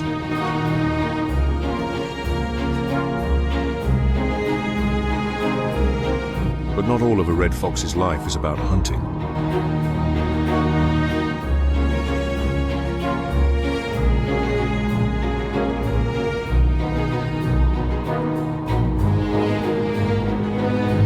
With a full stomach, it can relax, spending much of the day resting in comfortable dens or among dense thickets.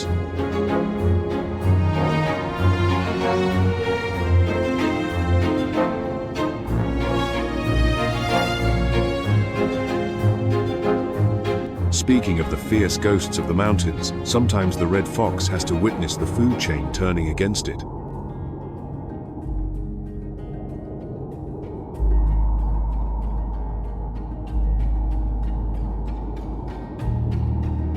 This is when ruthless predators like the snow leopard, the black bear, and the Himalayan wolf come into play.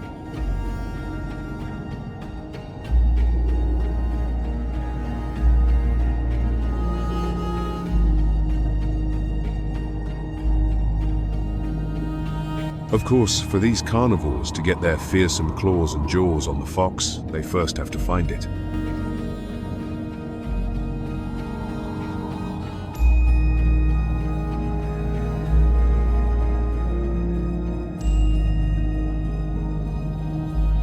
Its extremely elusive behavior is one of its survival measures.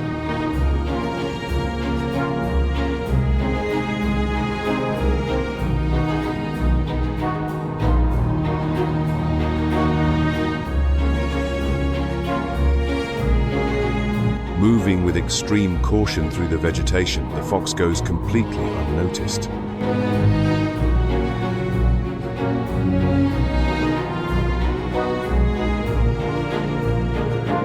If discovered, it will not try to prove its courage.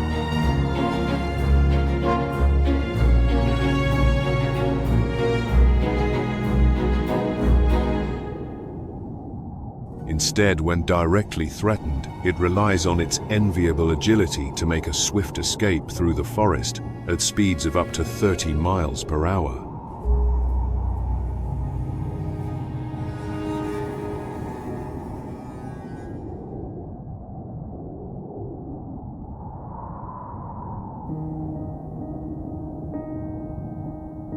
While the cunning red fox hides in its den up to an altitude of 23,000 feet, a majestic bird of prey is accustomed to seeing things from above.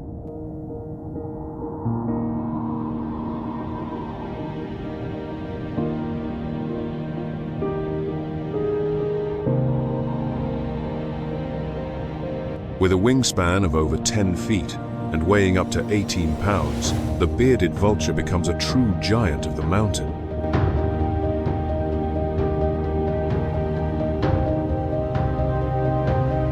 Living on desolate cliffs at the most extreme altitudes, this bird of prey is perhaps one of the highest dwelling wild species on the entire planet.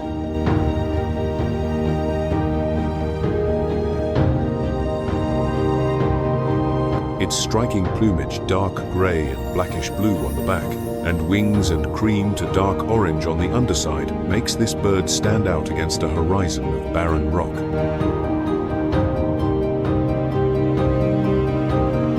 Its behavior of living thousands of feet high is explained by its very particular dietary habits.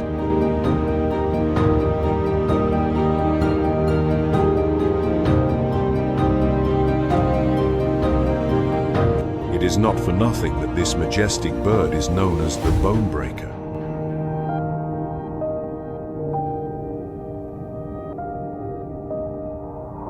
Soaring from impressive heights with the help of its very sharp vision, it carefully scans the ground in search of the remains of a carcass, a victim of Everest's tumultuous wildlife.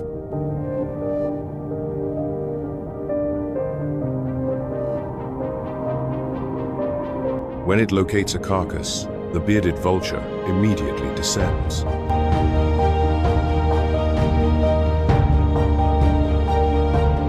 Upon landing, it discovers that what was once a large hoofed animal is now just a few bones.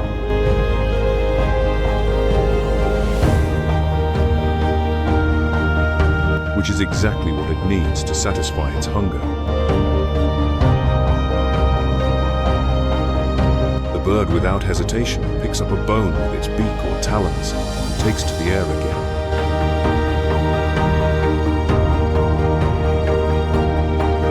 Flying to a height of about 165 feet, the bearded vulture, true to its name, drops the bone. In just a few seconds upon impact with the sharp rocks, it shatters into small pieces.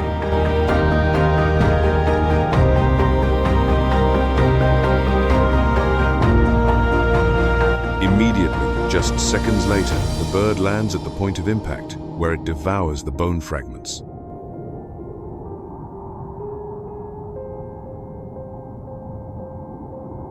Thanks to a specialized digestive system with a highly acidic stomach, it can digest bones with astonishing ease.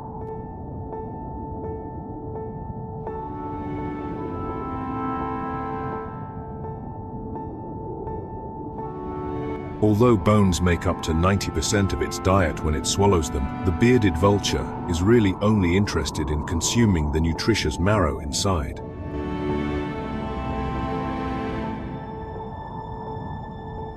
When it finds substantial remains of a carcass, this master of the skies repeats the process countless times until it satisfies its enormous appetite.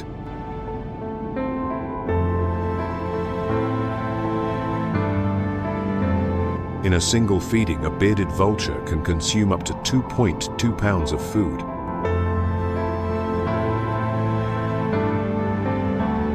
Sometimes, when the carcass contains smaller bones, it will skip the step of carrying the food aloft and will swallow the bones without crushing them.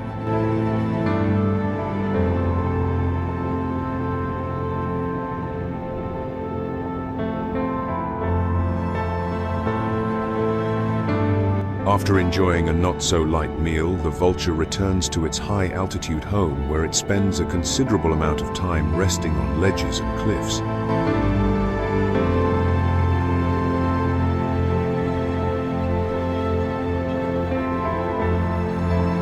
Although it lives thousands of feet high, the bearded vulture has no natural enemies, but the greatest threat to its survival is the influence of man.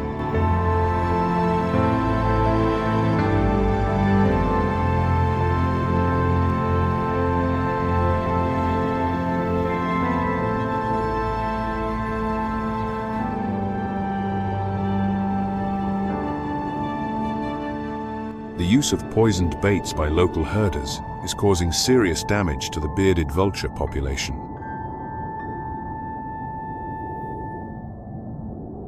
They accidentally fall into these traps and suffer a painful death.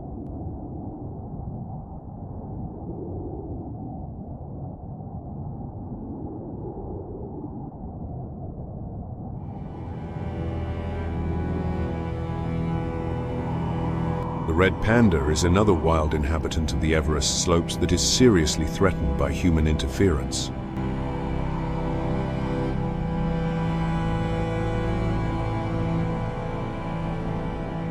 Habitat loss due to deforestation is progressively devastating the lowland forests of this high-altitude ecosystem.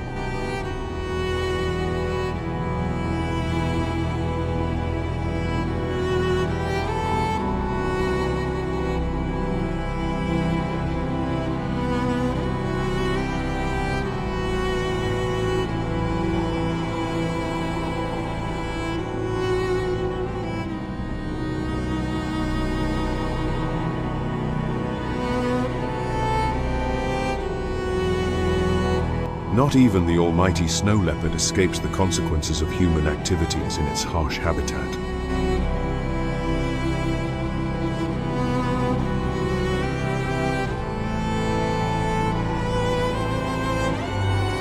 This glorious feline, now classified as a vulnerable species, is seriously threatened by dangers such as increasing poaching.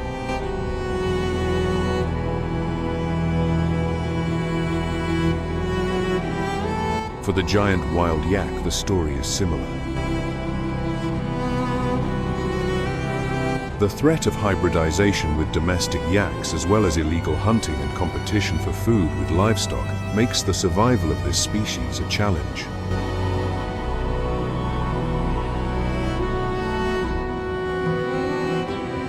Not even the indomitable wolf packs are safe from a bleak future.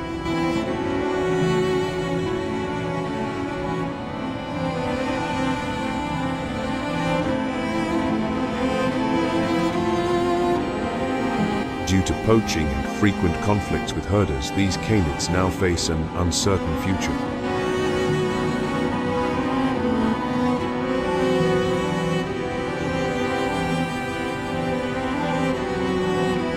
Their numbers have been reduced to no more than 400 individuals, placing the species in critical danger.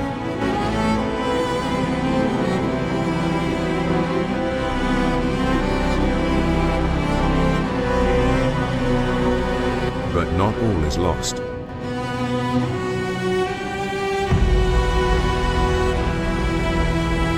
Currently, conservation programs for this canid are underway, focusing on captive breeding as well as the legal protection of the species.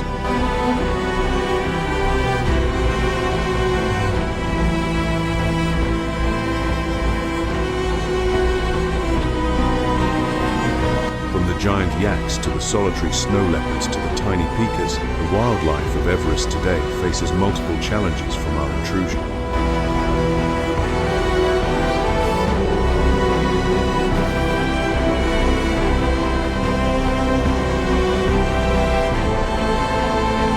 For millennia, these extraordinary creatures have endured all the hardship that this frozen world could throw at them.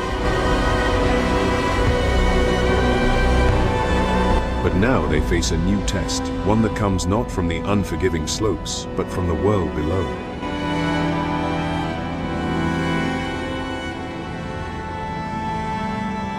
The future of this wild kingdom is no longer written in ice and snow, but is being decided by the choices we make.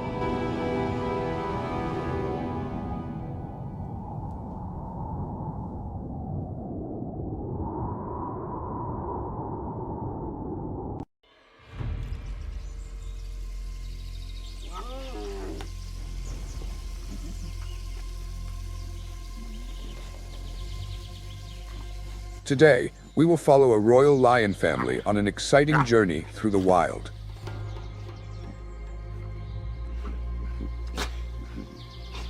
Have you ever wondered why lions, even though they are kings of the jungle, need to be on guard?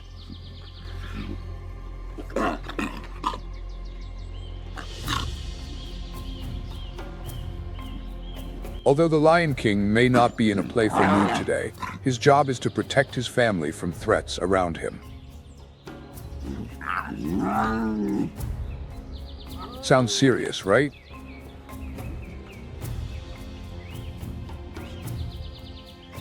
But don't worry, life out there is still full of interesting things that we will discover right now. Surely, under this scorching sun, no one wants to be too active.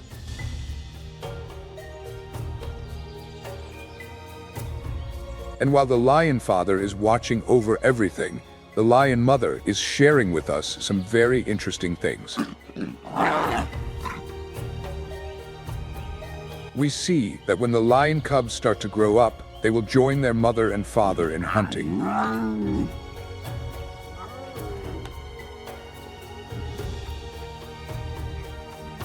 However, before becoming a real hunter, the cubs have to learn many important skills, from stalking prey to capturing large animals.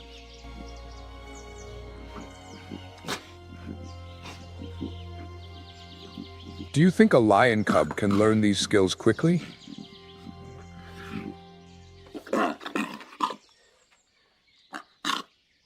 In fact, it will take time. And around 6 to 8 months of age is when the lion cubs start to go out into the world with their first meals other than their mother's milk.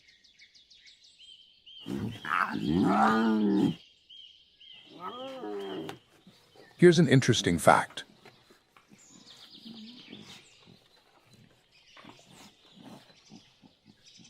No matter how strong you think you are as a lion cub, during this period, you still need absolute care from your mother.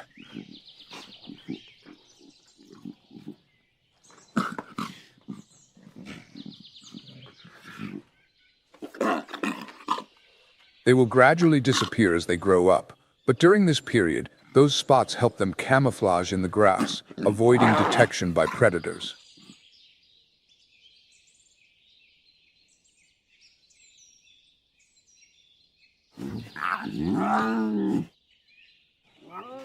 And you know, some species like hyenas can take advantage of the weakness of their cubs to cause danger.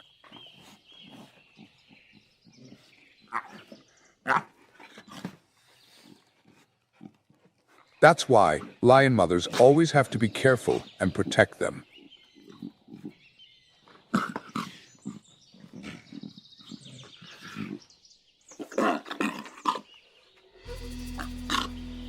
That's right. Lion cubs not only learn how to hunt, but they also learn how to explore the world around them.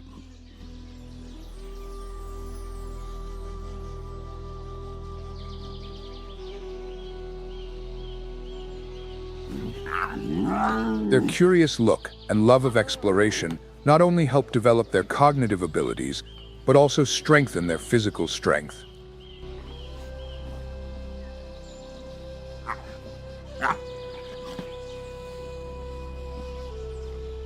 But don't forget, sometimes being alert and careful is extremely important, especially when you are living in this challenging wild environment.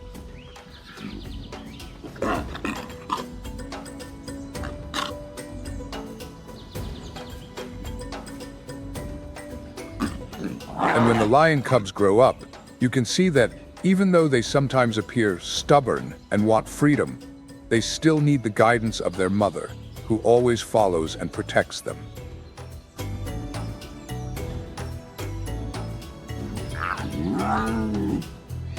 That's exactly what the lion mother did for them.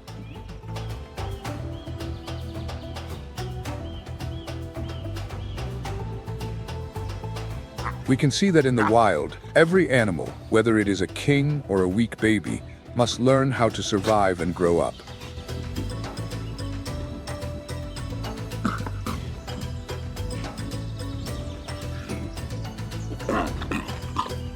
Similar to us, in life, every step we take needs support, guidance, and sometimes protection from loved ones.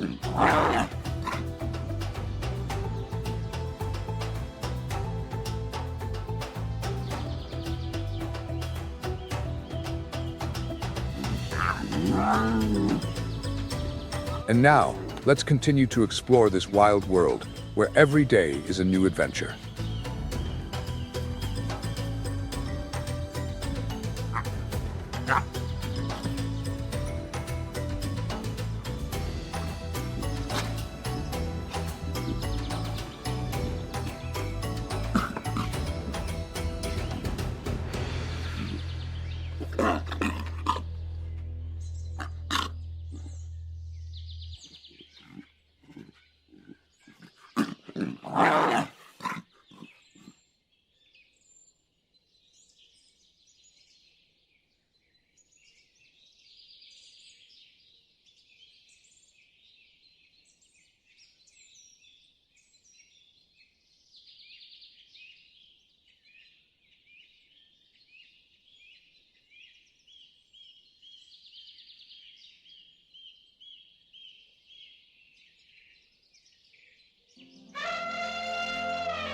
Have you ever thought that an elephant could be one of the most intelligent creatures on this planet? Let's explore them together, starting with an extremely cute situation. While playing, a baby elephant suddenly climbed up a tree branch, agile like a monkey. "Look, I can do it," it boasted. The baby elephant was like that, very confident in its abilities. However, there is one thing you can immediately notice. Although it can climb, it still cannot compare to the flexibility of other creatures. One of the outstanding features of elephants is their wonderful long trunk, an indispensable tool in their lives.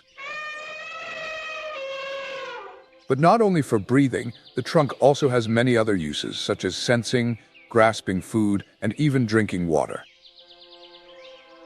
Elephants mainly eat plants, from leaves, grass to bark and fruits. Not only that, you can feel the power of elephant intelligence in happy moments, when a baby elephant starts arguing with its sister. "I'm smarter than you," a confident statement. In fact, elephants are one of the animals with the largest brains. Not only that, they also have the ability to feel, understand emotions, and even feel regret, something that few animals can do. With a strongly developed brain, elephants can remember long-term events and feel grief when losing loved ones. This not only shows their intelligence, but also shows that they can build deep relationships within their families. And don't forget, when they work together, elephants are never alone.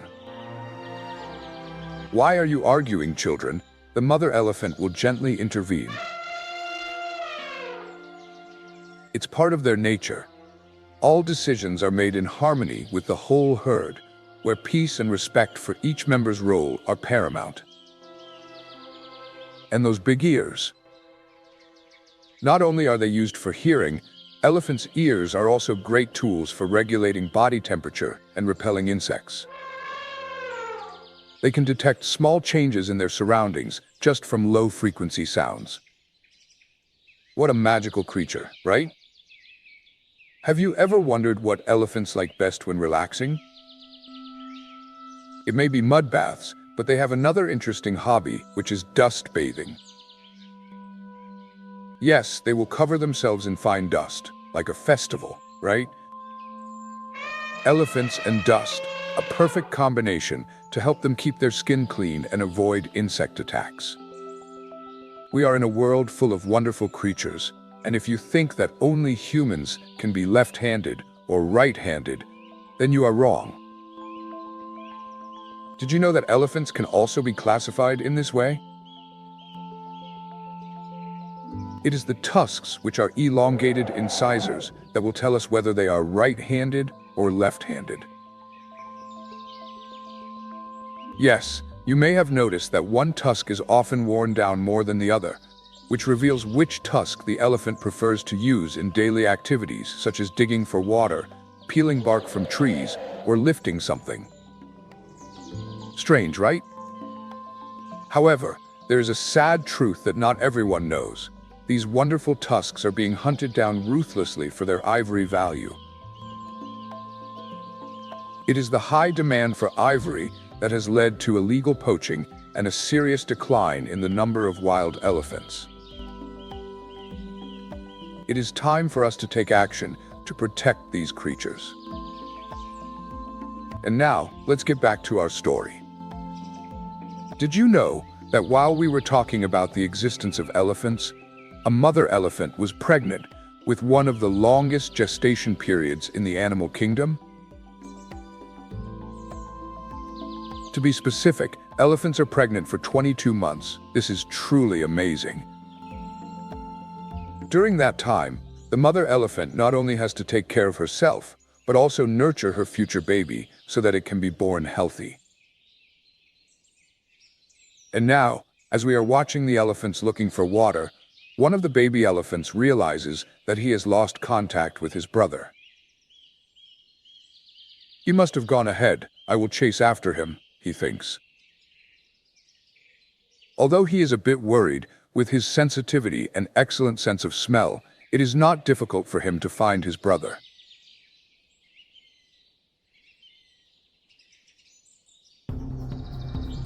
However, not all animals like to be together like elephants. One of the fastest creatures on the planet, cheetahs prefer to live a solitary life.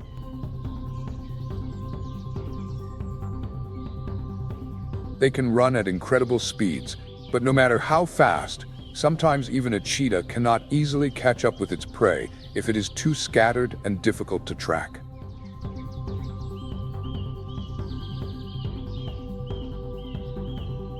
You run so fast, how can I catch up? A cheetah said when it saw a prey that had gone too far.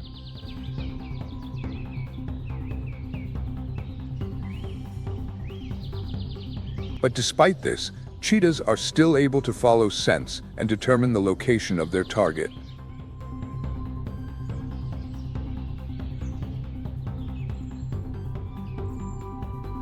And here's the special thing. Although they are solitary animals, cheetahs can form small groups called coalitions.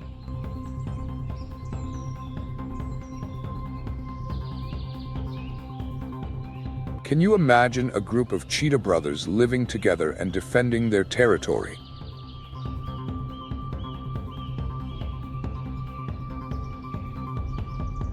In fact, when living in groups, they can increase their defense capabilities and easily conquer and hold a certain area of land.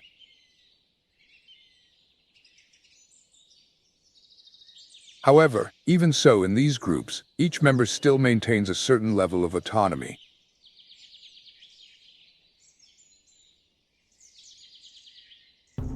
Cheetahs can form groups called coalitions, but not all of them want to do so. Some cheetahs decide to live independently soon after leaving their mother's care.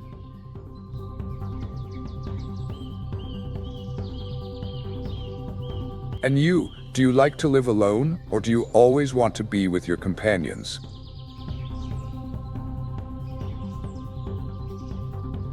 It is this choice that makes the difference in each individual's life, just like the story of me and my brother. We have formed an alliance, but no one knows what the future holds. So while he goes his own way, I choose to go in another direction to mark my territory. We cheetahs can control a large area of land, but unlike large predators like lions or hyenas, we are not very territorial creatures. Although our speed is so fast that no one can keep up, it does not mean that we do not face danger.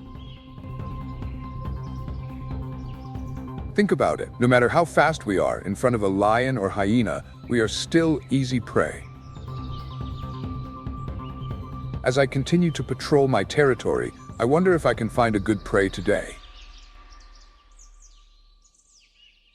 But unfortunately, there was nothing interesting on my way. But don't worry, a cheetah like me never gives up. Keep looking, and you will always find something interesting. At that moment, I came across a flamingo that was snobbish on a branch.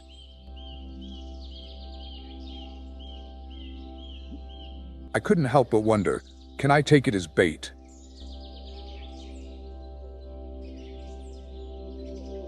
But then I thought, a flamingo with such brilliant feathers is definitely not an easy target. Speaking of beauty, I can't help but think of flamingos.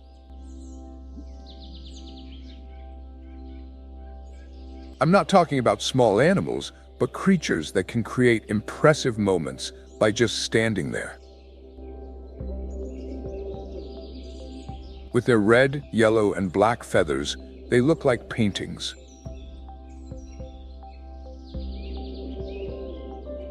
Don't you think they're beautiful? Unfortunately, they and I can't live together because I always prefer to look for easier prey.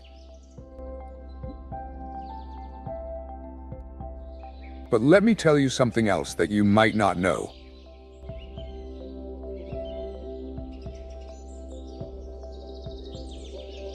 Animals can also adapt their lifestyles to changes in their environment. Some birds have started to get used to urban areas and live near humans.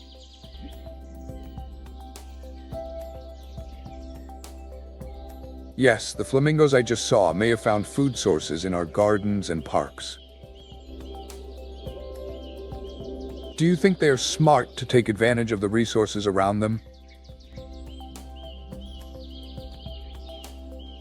However, I personally prefer to stay in the wild. There is nothing better than the vastness of Botswana, where everything becomes magical. And then, another magical moment. A bird with a brilliant crest appeared. What a wonderful sight! My crest, with its sharp feathers when raised, was not only a sign of anxiety, but also a way for me to express my pride.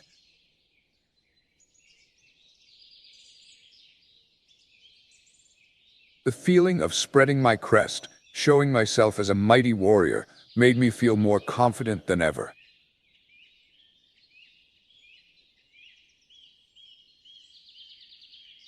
Do you think that we, like other animals, always have our own unique ways of expressing ourselves?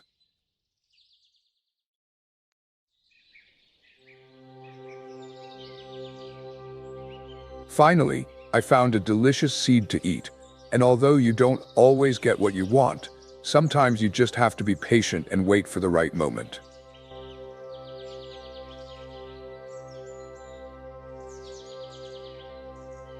A new day has come, and I'm ready for the next adventure.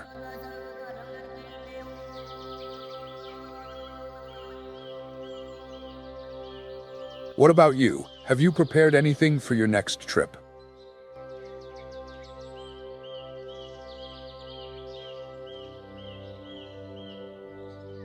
Today, we continue our journey to find food.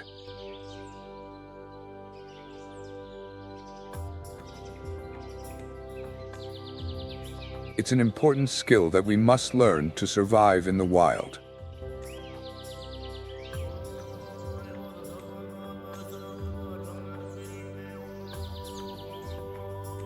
As you can see, I am teaching the little ones how to find roots, grasses, and other delicious foods. These foods are not only a source of nutrition, but also the key to maintaining our health. Just then, one of the little ones asked me, "Why is it that only mother has such big fangs?" I smiled and explained, "These fangs are not just for decoration. They have a very important role. You will have these fangs when you grow up, and they will help you dig, defend yourself, and fight when needed." Do you see how important these fangs are? They are not only tools, but also a sign of strength and protection. Then one day, while we were looking for food, big blue antelopes appeared. These animals may scare you, but I reassured my children and said, "Don't worry, children. These antelopes can't harm us. We have the strength and skill to protect ourselves." Have you ever felt anxious when faced with a danger? But being calm and confident helps us overcome everything. Interestingly, when faced with a real enemy, a large predator like a lion, we can use our fangs to defend ourselves. These teeth can be so powerful that they can make the enemy retreat. As we walked to the water area, which was only a few small puddles due to the summer heat, I couldn't help but think about the impact of the environment on life. The heat not only affects humans, but also directly affects wild animals. One of the secrets is the ability to endure and adapt to all conditions. And today, I'm going to teach my children how to cool down their bodies with a very simple but effective method: rolling in mud. We don't just go to drink water. We also need to do this to keep our bodies cool and protect our skin from sunburn and insects. The feeling of rolling in mud is wonderful. It not only helps us cool down, but also forms a protective layer, helping us survive in this harsh environment. When we started to get used to digging holes for shelter, I explained to my children, "You will learn how to dig holes so that you can find a safe hiding place when in danger." Digging holes is not only a survival skill, but also a survival strategy in this wild world. So every day in this wild world is a big lesson. Every step, every decision has a profound impact on our survival. Another day, I continue to teach the little ones how to survive in the wild world. But today seems a little more special. Early in the morning, we encountered a big challenge. A big elephant was rolling in the mud to cool down. I stopped and explained to the little ones, "Look, mud not only helps us cool down, but also protects our skin from the harsh sunlight and insects. This is an important skill that we must learn to survive."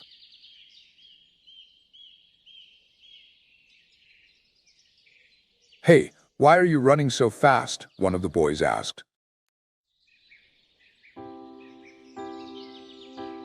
I just smiled and chased after him. "Try to catch up with me."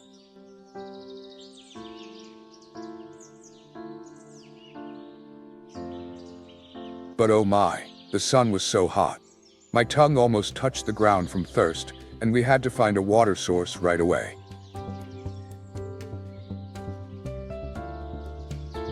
After running for a long time, we reached the place where we expected to find water.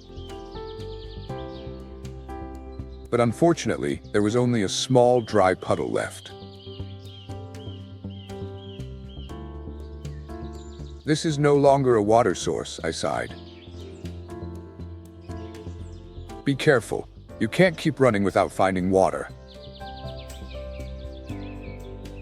We continued searching, and after a while, I heard a strange noise in the distance. A blue antelope with slow steps approached. "It must be looking for water too," I said to myself. However, I knew I couldn't afford to be distracted.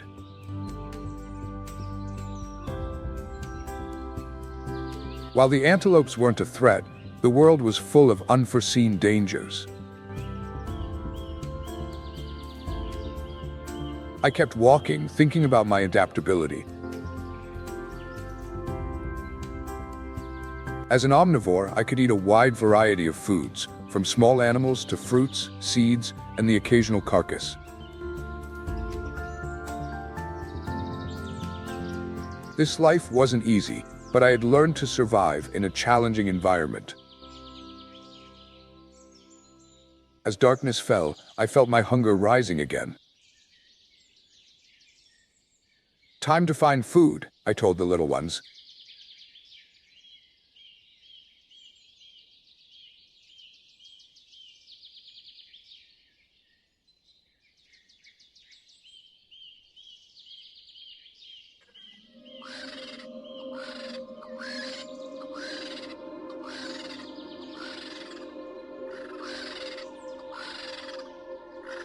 But just as I spotted a prey, I saw a large flock of birds gathering around a piece of meat.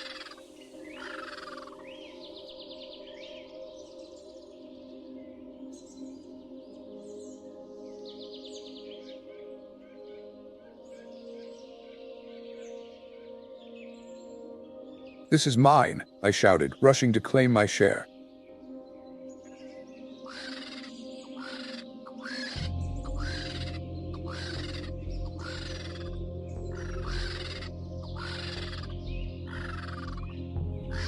"Hey, don't take my stuff," I said, but the birds did not go away easily.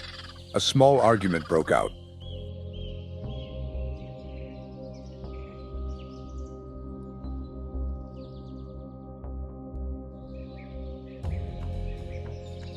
"What's wrong with sharing?" I stopped and said to them, "Sometimes helping each other is the most important thing."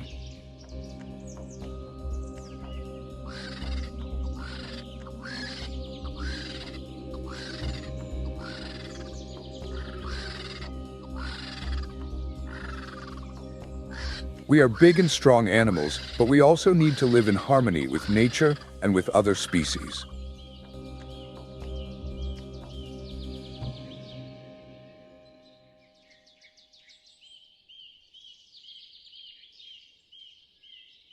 Then I turned around and continued my journey.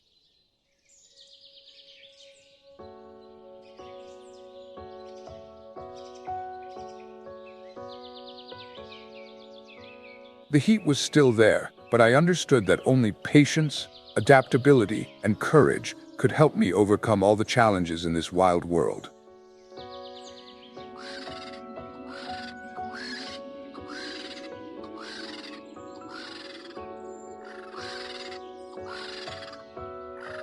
Tomorrow will be a new day, I said to myself.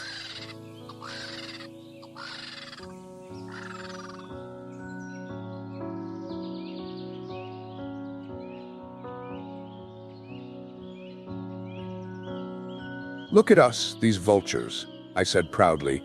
We have a bald head and short feathers on our necks, which makes it easy for us to reach things without getting blood or fluids on them when we eat carrion.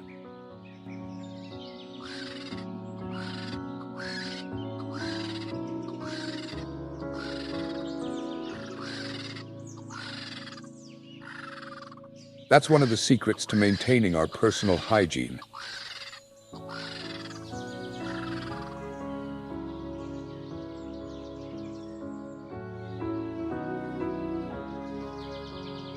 I turned to look at the other animals. Although we eat carrion, our work is very important.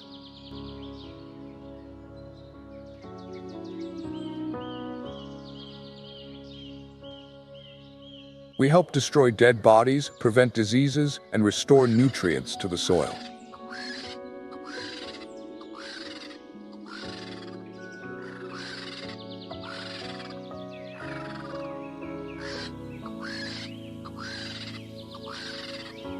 Another vulture interrupted me. Excuse me, but did you know that our stomachs are very acidic? We can digest bacteria, viruses, and toxins without any effects. So why sacrifice our lives?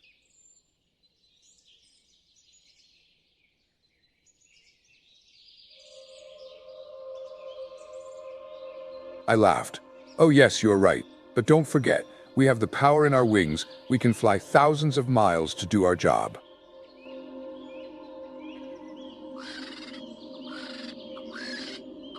Everyone started to fight over the remaining food.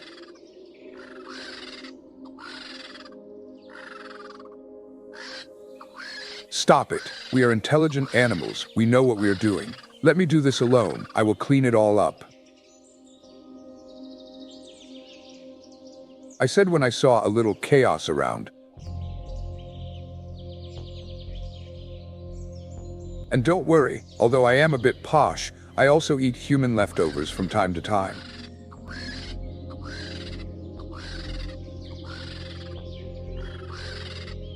A big bird cried, "Come on, go find some good food somewhere else. Don't expect to find anything here."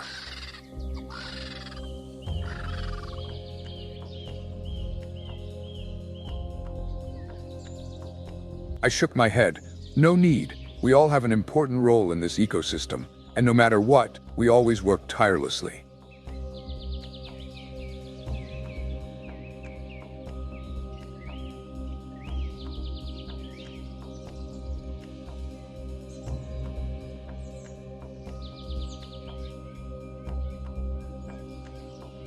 The summer sun was starting to get stronger.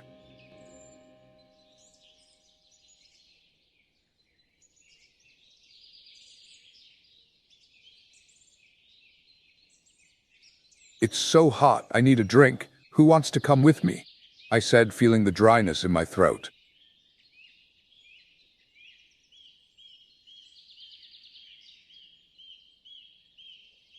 Also, don't joke with me. I need to clean my nose a bit. I must have inhaled something unpleasant while walking through the bushes.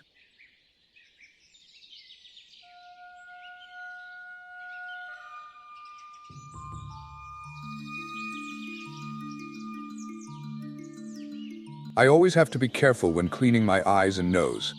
Look at me. With a 180 centimeters long neck, I can reach everything, but sometimes drinking water becomes a challenge. Did you know that I'm the tallest animal in the world, with a height of 5.5 meters? Drinking water is not easy at all.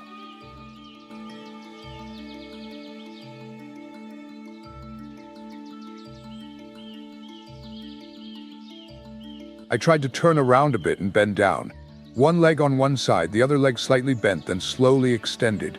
Oh, it's difficult, but I persisted.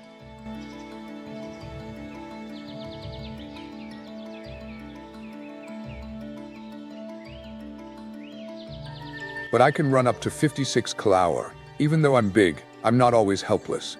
Once I feel threatened, I can give my opponent a devastating blow.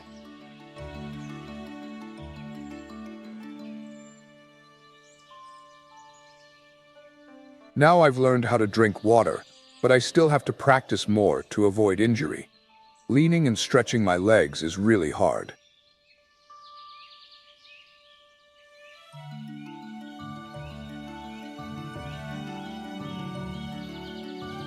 I sighed. So I've finished drinking. Now I'll continue looking for grass. Otherwise, I won't have the strength to continue.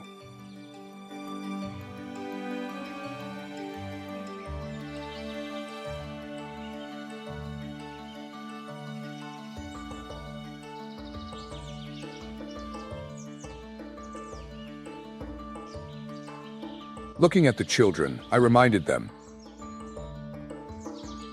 "Be careful, children. You are young and this world is dangerous. There are many predators here." One child asked, "Why is it dangerous?" I replied, "There are many predators here, but you will grow up and learn to fly, just like us." I looked at them. When you have wings, you will be able to fly far and escape danger. We fly so far because we have to find water, which is vital for us in this arid environment. I said, then continued to look toward the horizon, where I knew water was always a long journey. We go to water sources every day, but you are too young to go there. I said, looking at the cubs, "So we'll take turns flying and bringing water back to you. The feathers on our bellies can absorb water, and that's how we transport water efficiently." The cubs were surprised. "That's great. We want feathers like that too." I smiled. "You'll all have them. It just takes a little time to grow up." I looked ahead. Now let's continue exploring this area and learn how to find seeds to eat. I'll go hunting a bit and check around. While moving, I continued to explain,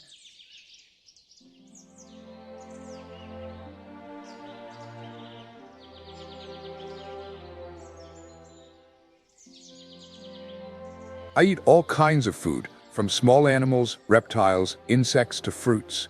With my powerful beak, I can catch and eat a variety of prey, so finding food is not a big problem for me."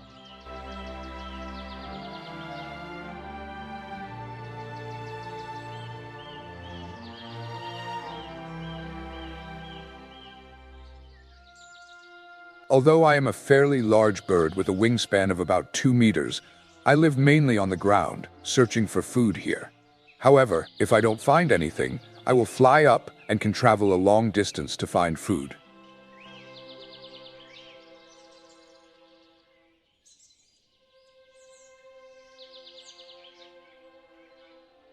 I continued, "I will eat a little and then check this area again before returning to my wife and the flock. We are monogamous couples and can stay together for many years. That is the meaning of once and for all."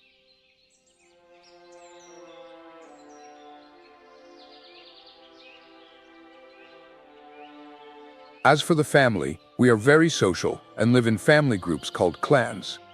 A clan usually consists of the dominant pair and their young. Within the family, we maintain a close bond and act in coordination with each other. Therefore, we have a strong and united family. In fact, even individuals who do not participate in reproduction participate in caring for the young.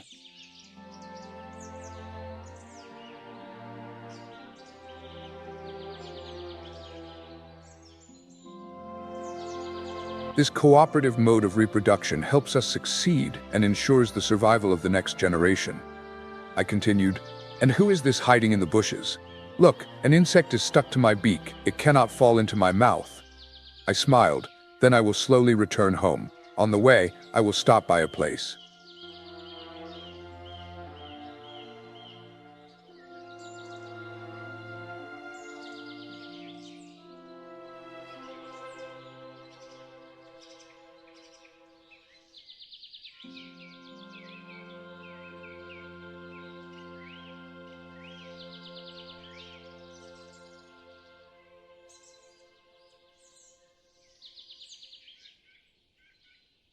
I continued walking. A quick run is tiring. Now I need to rest in the shade to cool down and restore my energy. This place under the tree is quite quiet and cool, very suitable for relaxing.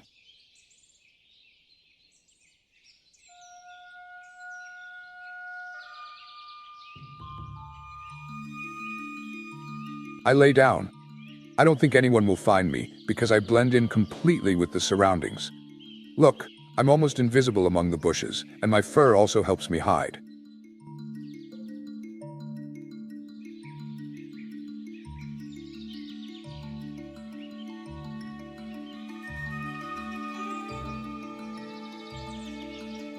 But I'll need to scout a bit because I hear noises in the bushes. Maybe a prey is nearby. Once I identify the target, I'll rely on my stealth and hunting ability. But now it's a bit hot to hunt. Maybe I should continue to rest and accumulate strength.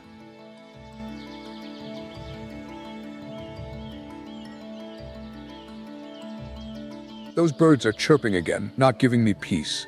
I grimaced.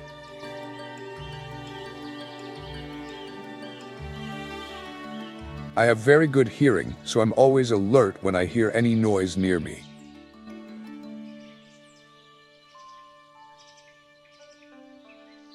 Another rustling sound rang out, and I turned my head.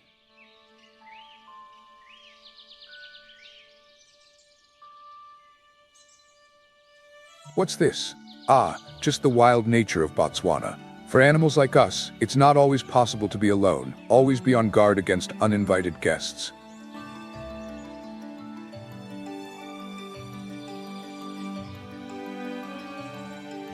Okay, can't rest. Have to walk a bit. Find a place where the stubborn birds won't bother me. Even while walking, I still have to be alert. Maybe some antelope will appear on the horizon, and its final race will begin.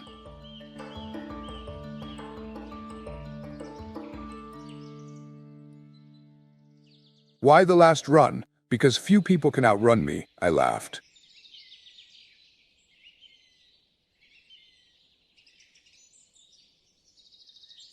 This is almost impossible, because I am the fastest animal on the face of the earth, able to reach speeds of up to 97 to 113 kilometers per hour in short sprints, running about 500 meters. Can you imagine?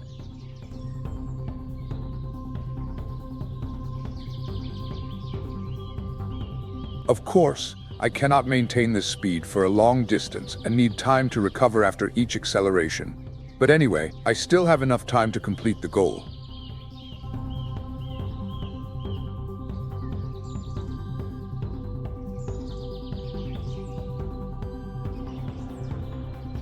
I am not a cruel hunter. No, I play an important role in maintaining the ecological balance, controlling the number of herbivores. My presence helps prevent overpopulation by herbivores, and at the same time maintains a stable state for the ecosystem.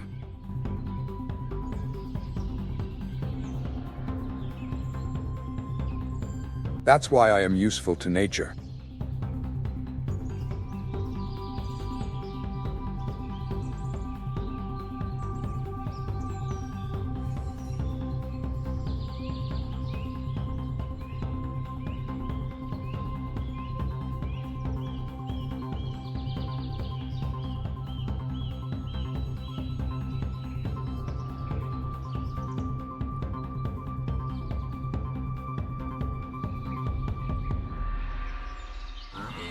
But now I'll put aside the macroecological issues and take a break. Today we discovered a wonderful forest with dry trees, perfect for big, clumsy animals like us.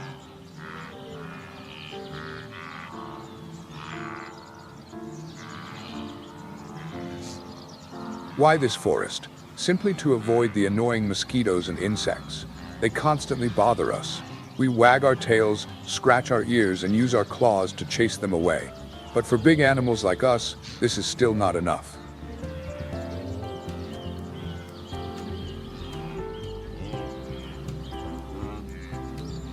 So the best way is for us to find dry trees and play with them to get rid of the annoying mosquitoes. This is a real joy.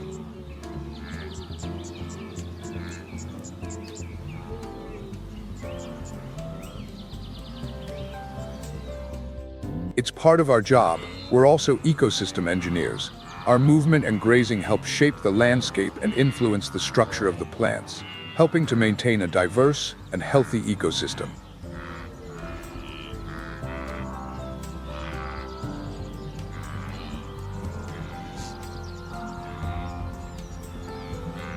So we're not just aimless wanderers, but also performing an important task. Now, after doing this little bit of work, I'll continue to search for water. We're very dependent on water and often find ourselves near water sources.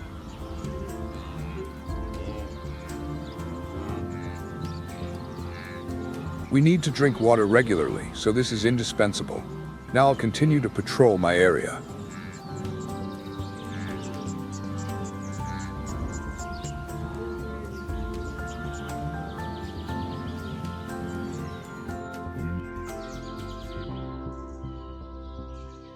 I stopped and muttered, "Oh, I've stepped on something sharp again. This thorn is stuck between my toes. How can I get it out? I'd better stop and clean it."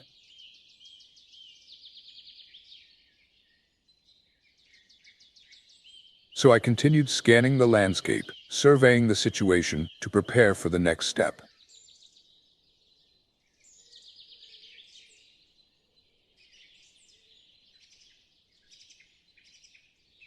Suddenly, I spotted a good prey. I'll leave scent marks and claw marks on the tree to alert the other leopards to my presence.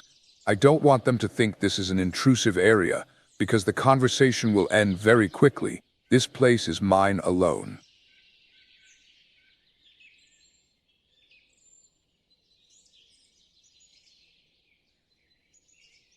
I have to leave my scent mark to assert my territory. There are many ways to do this, but I choose to roll on the ground, lie on my back, and rub my body, especially the back of my neck and neck. These parts contain scent glands. This is a way to communicate with other leopards in the area, to let them know I am here.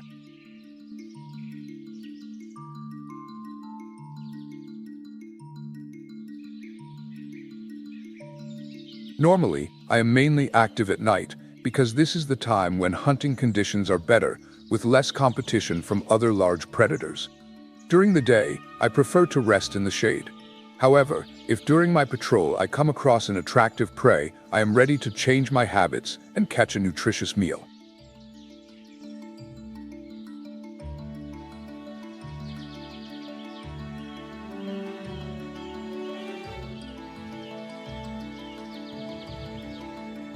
I have a varied diet, from hoofed animals, rodents to birds, and even fish. As for fish, you heard right. I am a strong and good swimmer. I often cross rivers and hunt in the water, so no matter where I am, my ability to adapt to my environment allows me to enjoy a wide variety of food.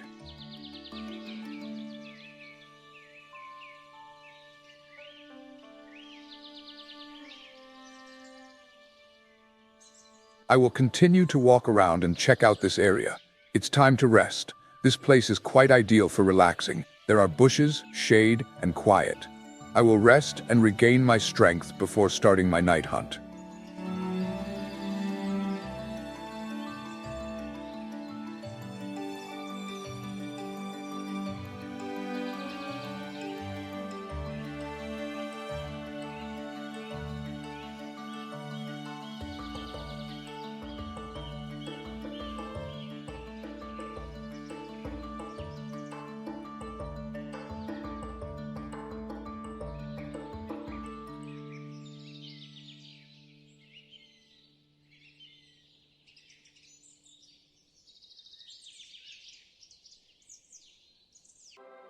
Africa, a land of sun, of wind, and of a profound silence filled with the sounds of beings that were here long before us.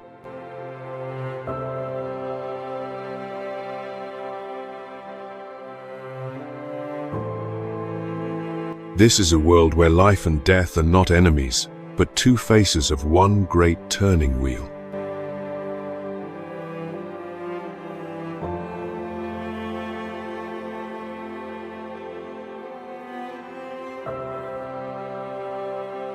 As dawn breaks, the savannah is set ablaze with gold.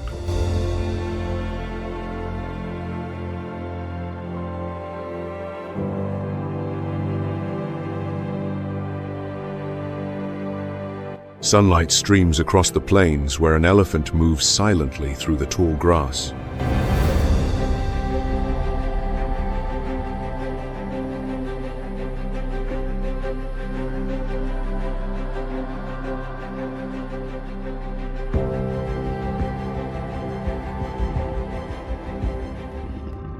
In the shade of an acacia, a pride of lions is deep in sleep, the masters of this domain.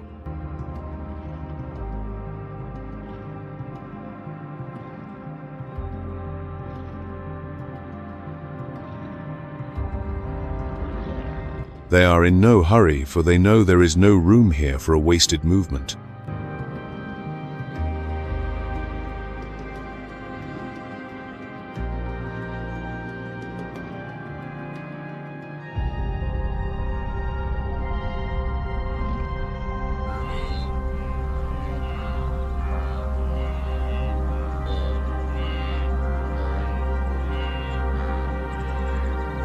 Wildebeest, like an endless river, flow towards the horizon.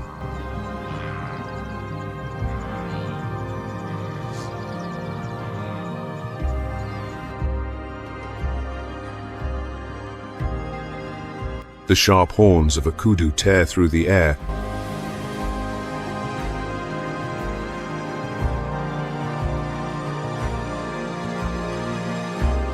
while in the tall grass a cheetah lies concealed.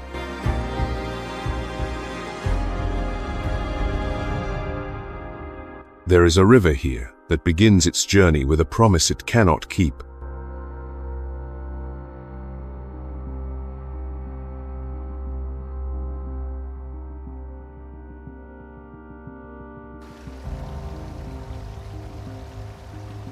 The Okavango, a river born to seek the ocean but destined instead to breathe life into the heart of a desert, creating a paradise in a place it should not exist.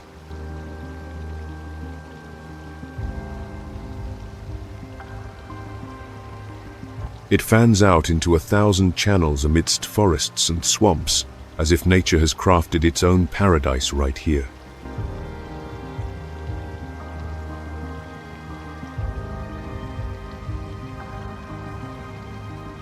Above the water, an African fish eagle soars.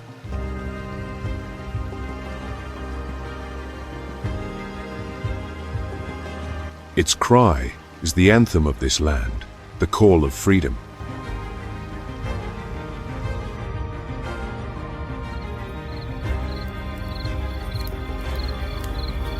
And as night descends, other sounds begin to rise.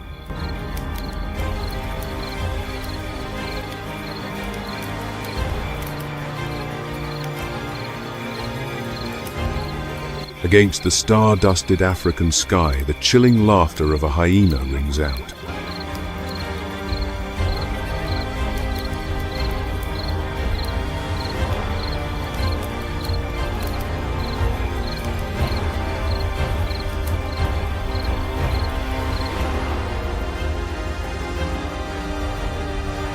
Botswana is more than a country.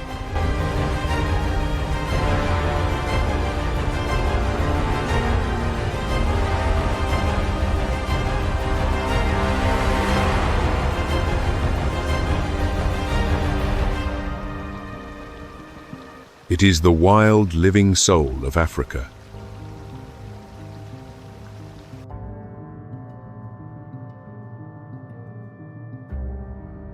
Here you understand what true freedom is.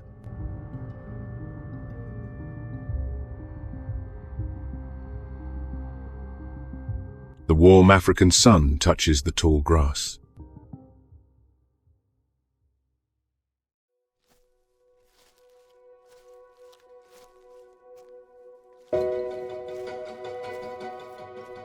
Every muscle in the mother impala's body is strung taut.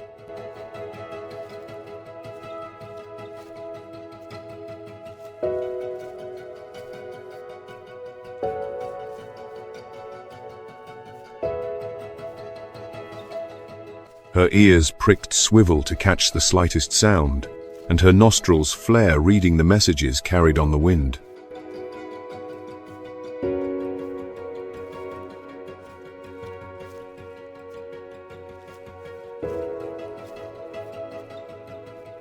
Beside her, a newborn calf takes its very first steps.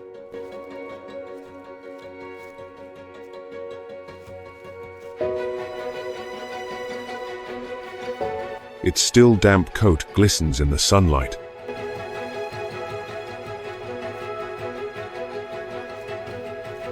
For the calf, its mother's body is the only fortress between it and a strange new world.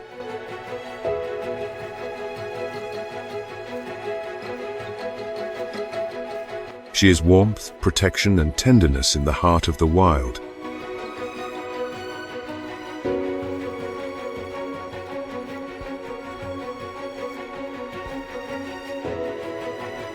She waits patiently while her little one learns the feel of the earth beneath its feet.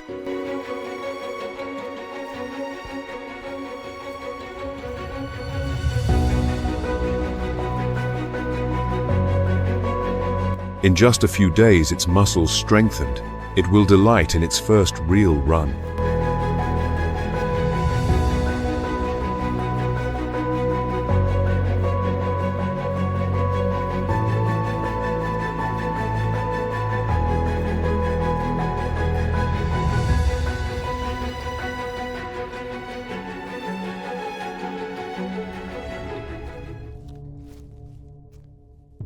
A lioness pressed low to the ground is motionless amongst the sparse bushes.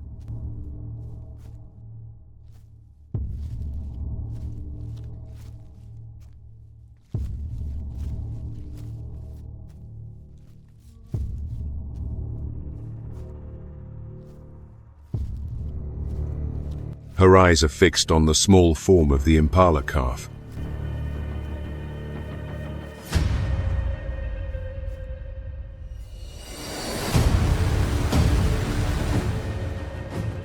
Her body is coiled like a spring.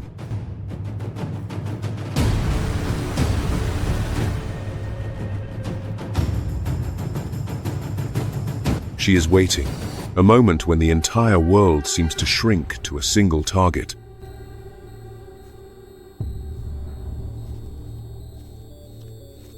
In a decisive instant, the mother impala becomes the decoy.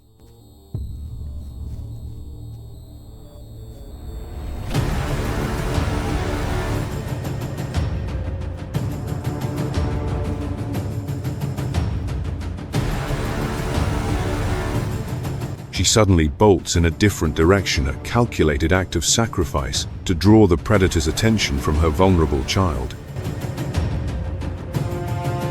The mother's desperate gamble pays off. For a split second, the lioness is distracted, and that is all the time the herd needs. The hunt is over before it truly began. For this calf today, life goes on. But the hunter's gaze is already scanning the horizon. Her own cubs are waiting, and her hunger will not be so easily denied.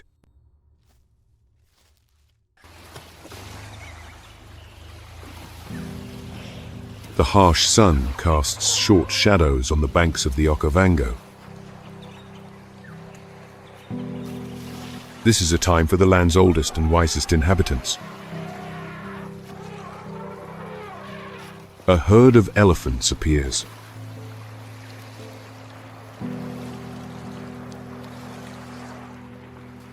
The matriarchs, the leaders of the clan, are the first to the water's edge. They carefully use their trunks to siphon gallons of water and drink their fill.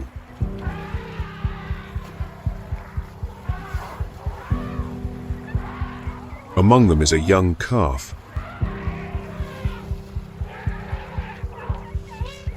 Its skin is still wrinkled, its trunk still clumsy.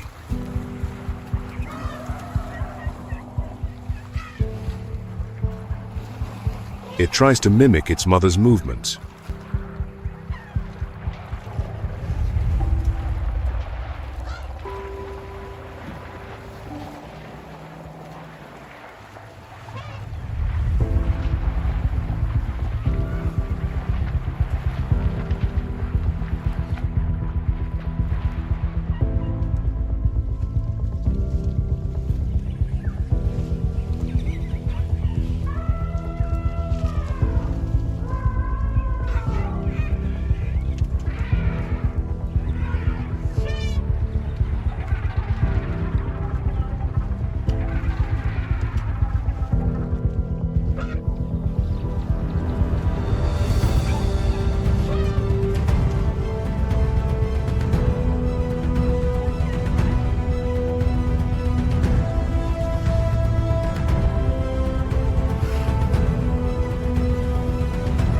No one dares to disturb the elephants.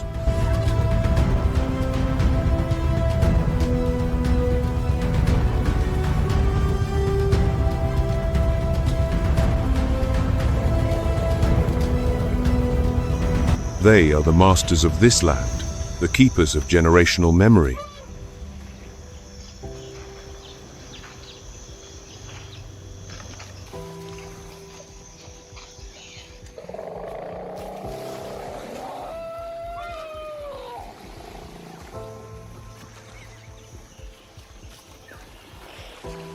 Suddenly, the calf, mesmerized by the sparkling light on the water, slaps its trunk down, sending droplets flying.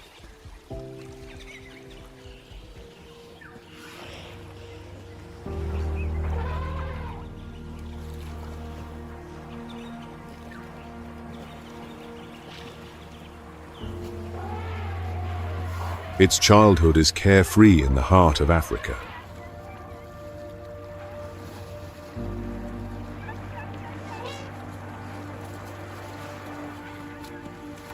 The elephants finish drinking.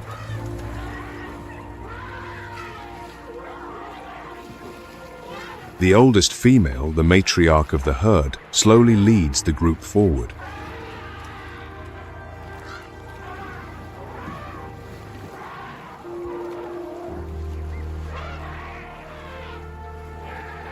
They must cross the Okavango River.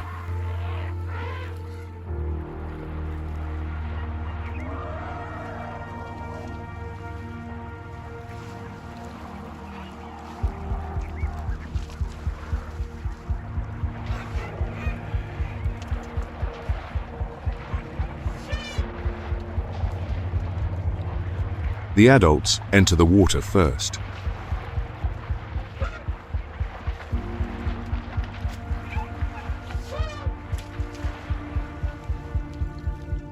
Their massive bodies float with ease.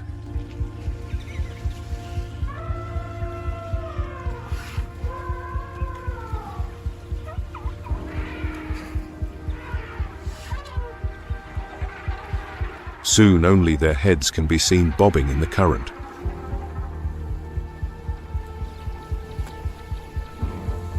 But left behind, a small figure hesitates at the river's edge.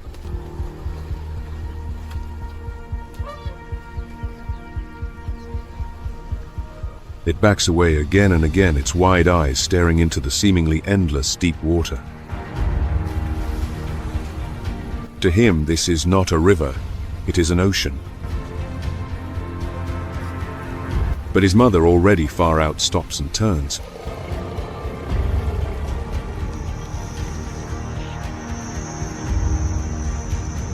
A low, gentle rumble urges him forward.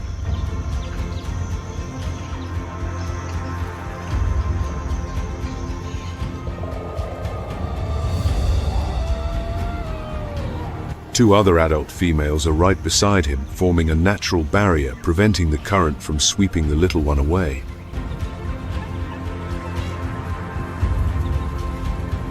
He realizes he is swimming almost without effort.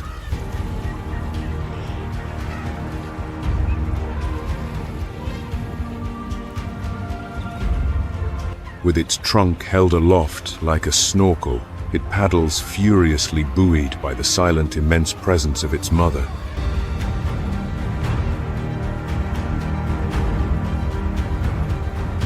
And then, solid ground. He has crossed the great river.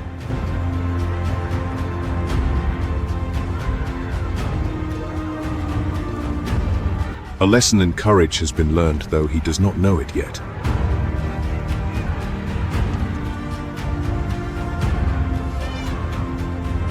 For now, there is only the comfort of his mother's side and the sweet taste of victory.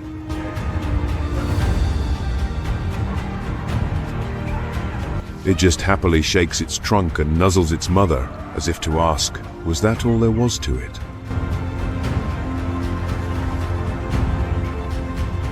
The sun climbs higher.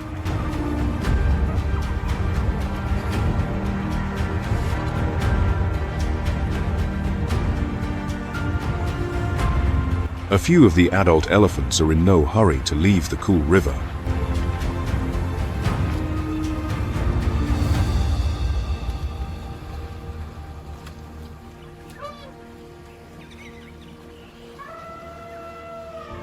They submerge themselves deeper, letting the gentle waves wash over their backs.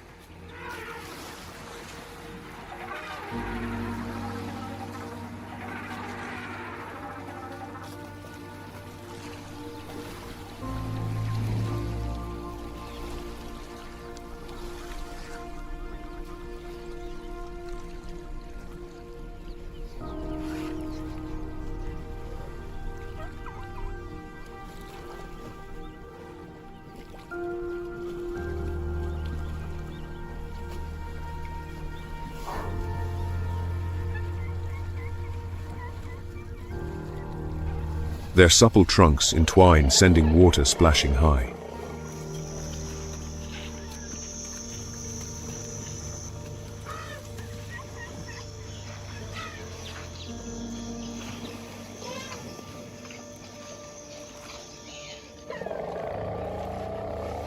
This is not a threat, but something akin to laughter.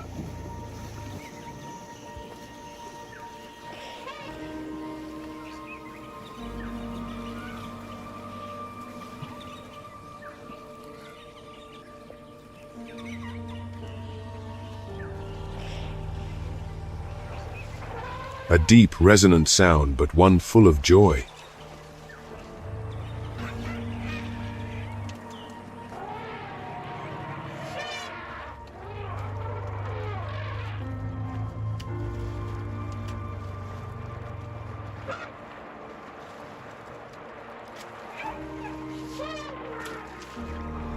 One elephant dives deep, leaving only the tip of its trunk above the water like a periscope.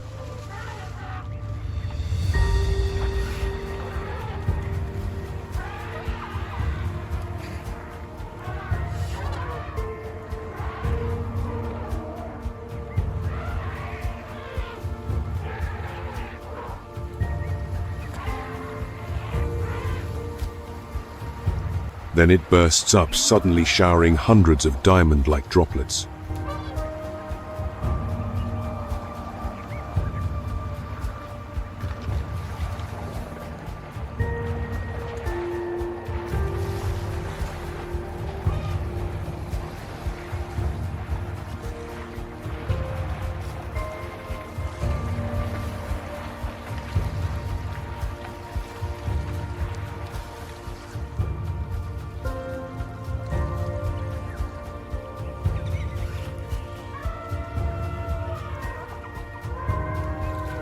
Though they are grown giants bearing the scars of past battles, now they are just carefree children of the river.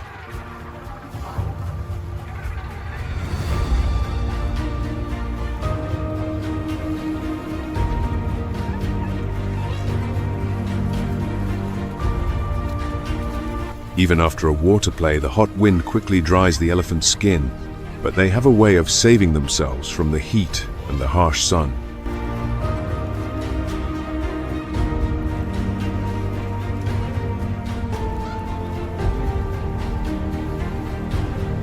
But they have a way of saving themselves from the heat and the harsh sun.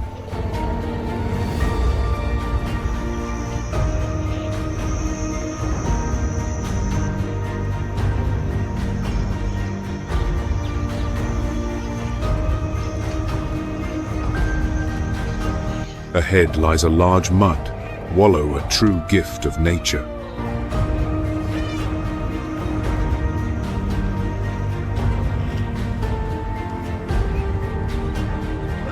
The adults use their trunks to scoop up mud and spray it over their backs, creating a natural protective layer.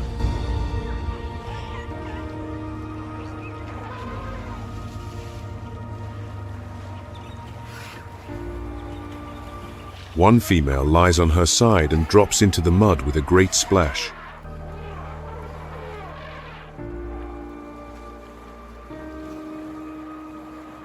Others follow.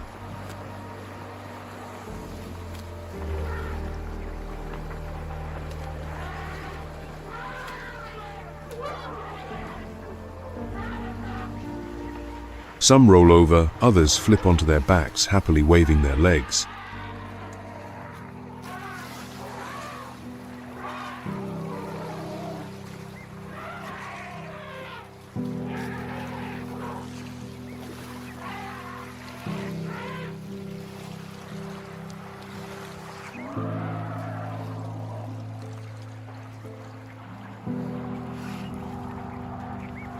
The little calf hesitates at first, but curiosity wins.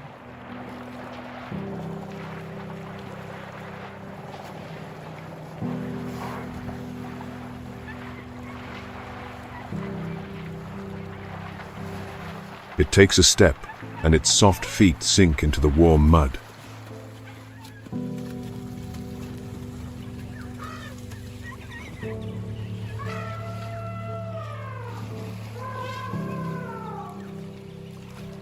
Soon it is rolling around like a ball, using its tiny trunk to fling mud into the air.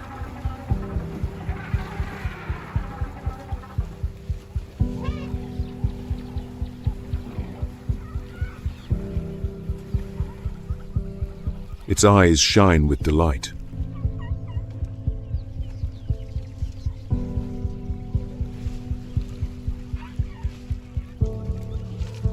The adults watch the little one with a gentle indulgence.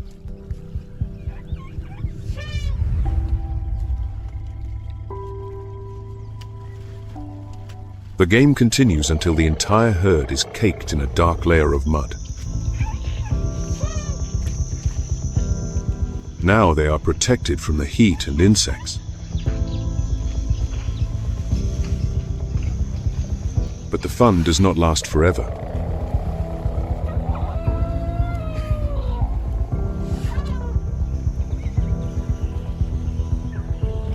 On the savannah, peace can be shattered in an instant. The herd, content after their mud bath, slowly moves on.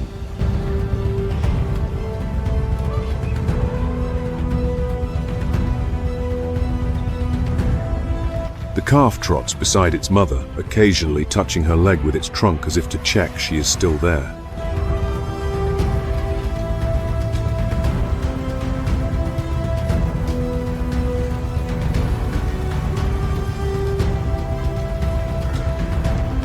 Suddenly feeling thirsty, it presses against its mother's belly and begins to nurse.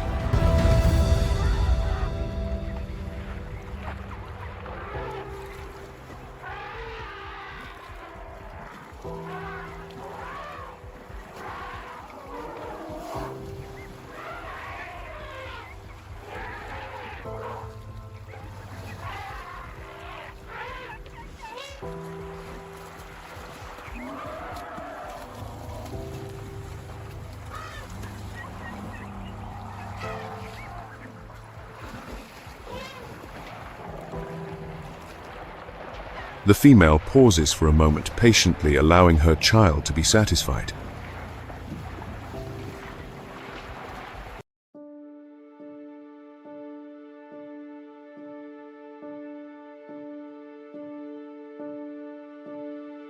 The river belongs to all.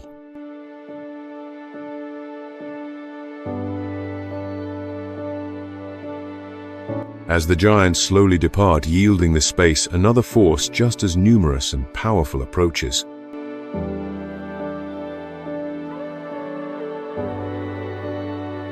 From a distance, a cloud of dust rises, heralding the arrival of a herd of Cape buffalo.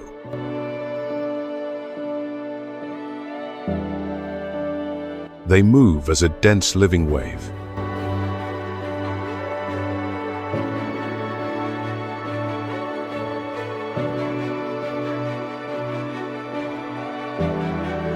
They are heading for the river where just minutes before the elephants were playing.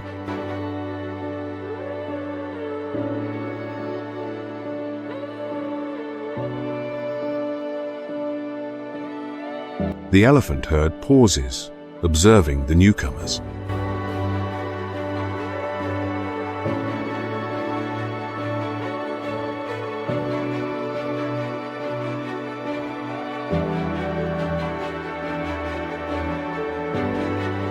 The lead elephant, an experienced matriarch, signals for the herd to move on.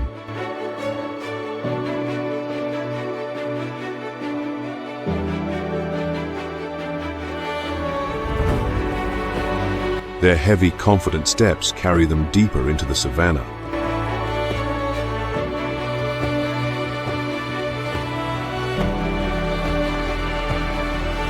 The buffalo, paying no mind to the elephants, approach the riverbank.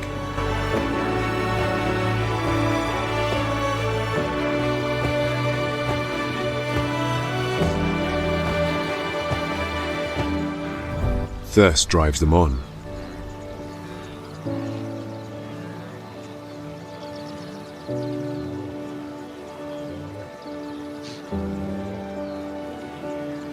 The first ones have already lowered their heads to the river, drinking noisily.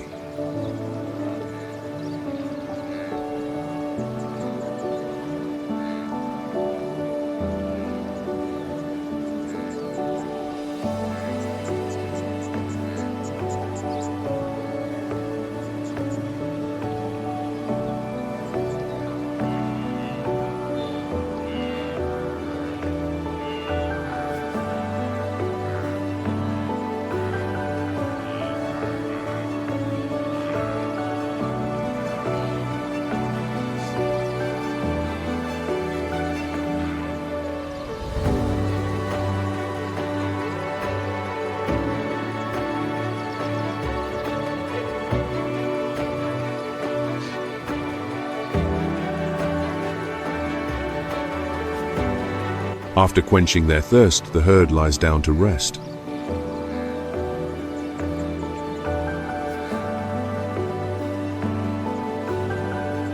One of the buffalo seems to have fallen into a deep sleep.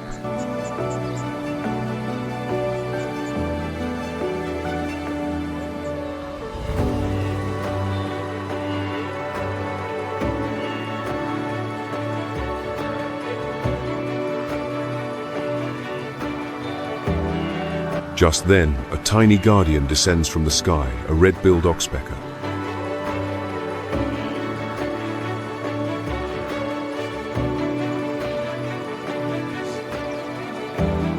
It lands on the buffalo's head and looks around carefully.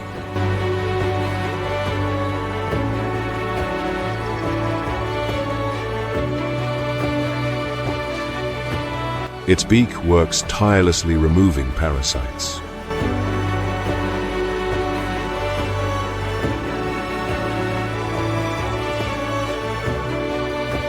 The buffalo just twitches its ear out of habit.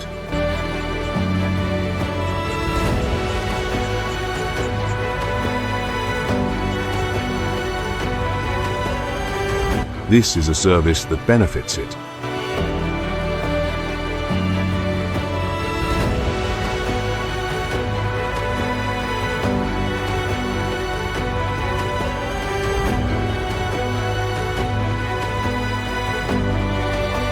The Okavango River flows silently.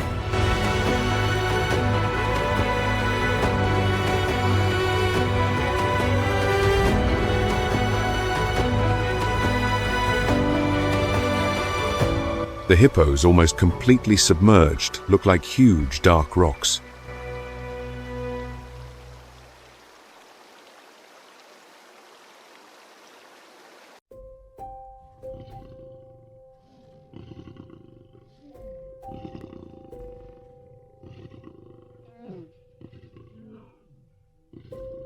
In the bush, lion cubs lie in the shade watching the movements of the hippos.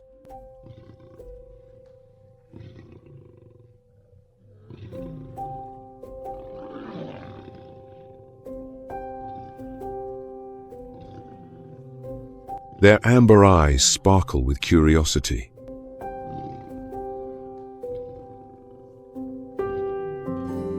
One of the cubs, tired of watching, stretches out on the hot sand and closes its eyes.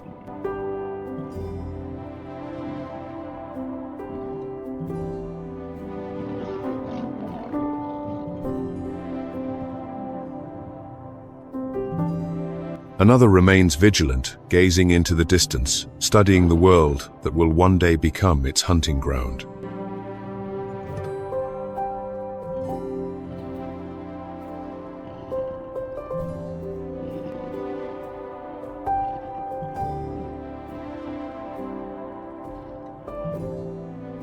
The lioness dozing nearby seems calm, but her ears twitch at every rustle.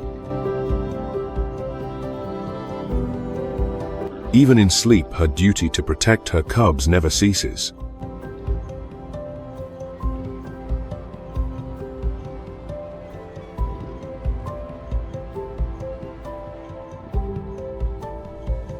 On the other side of the river, a different scene is unfolding.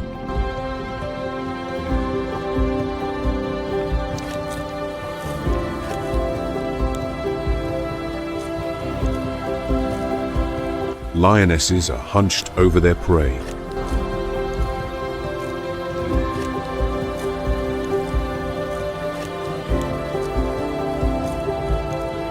Their powerful jaws work tirelessly, tearing at the flesh.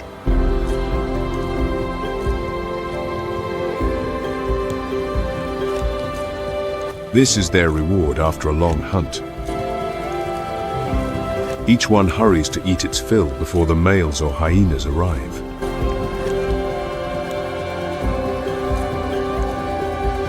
Here, the law of strength and skill is on their side.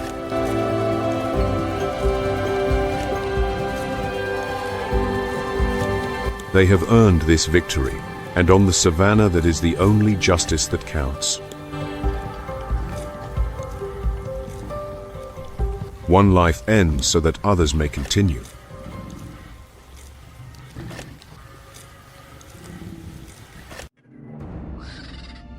And in this great cycle, nothing is squandered. The death of one is the beginning of a feast.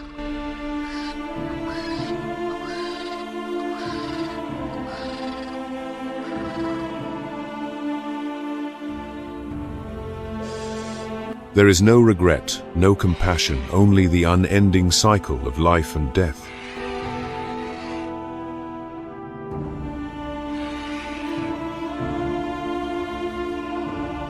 The carcass of a buffalo lies motionless.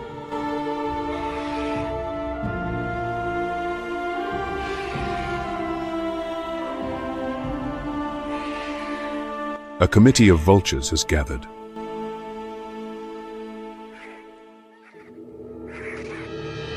They know that nature never wastes a thing.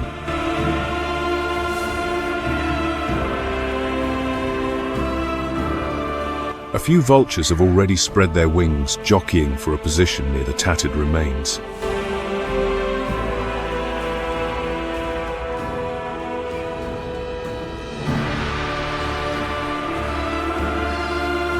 One uses its sharp beak to probe deeper, tearing through the tough hide. One of the vultures, without a moment's hesitation, plunges its bald head straight into the dead buffalo's mouth.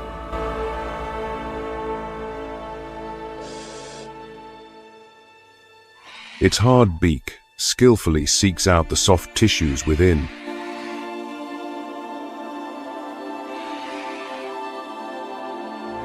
It feels no disgust or fear.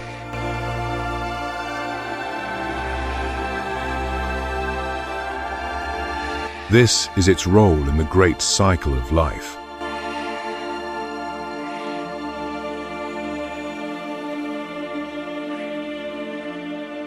Whoever falls becomes food for others.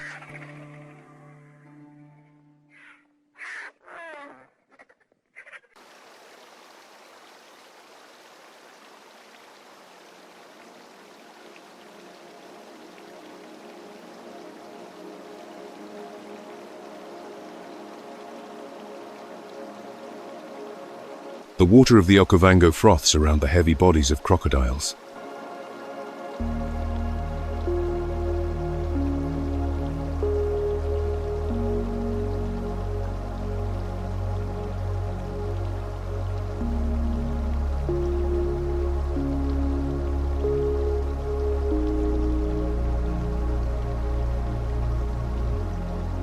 Their massive jaws are locked onto the carcass, which spins helplessly in the water.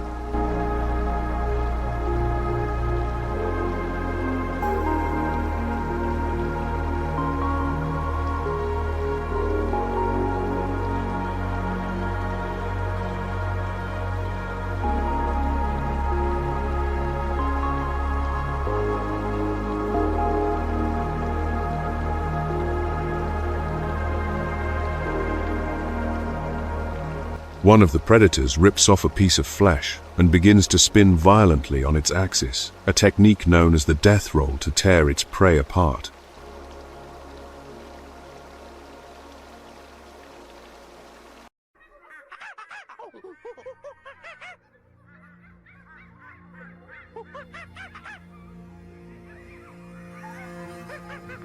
A mother baboon walks leisurely, while her infant clings to her belly, trustfully observing the world with wide, innocent eyes.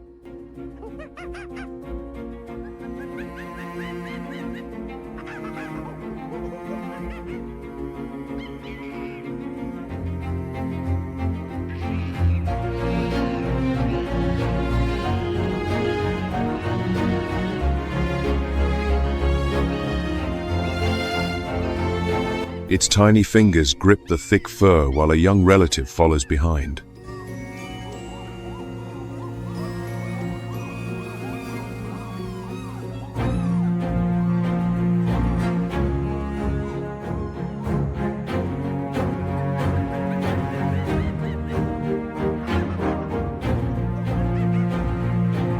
It tries not to fall behind to feel the warmth of the family.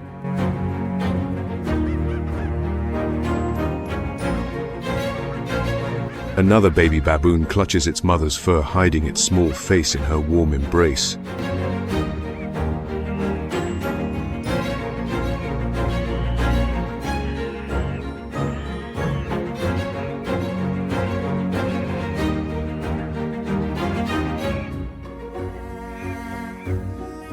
Its large eyes are full of wonder and curiosity.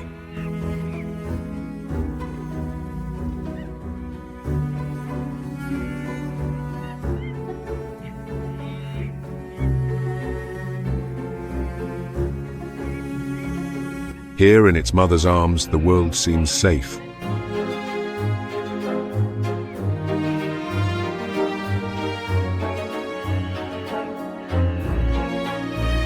In a world where survival is a daily struggle, such moments of tenderness are the most precious gift.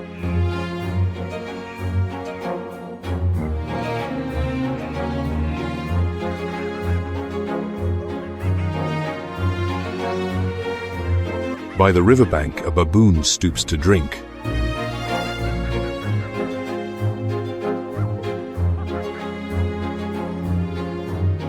It is wary, knowing the river holds its own secrets, and that a predator could appear at any moment.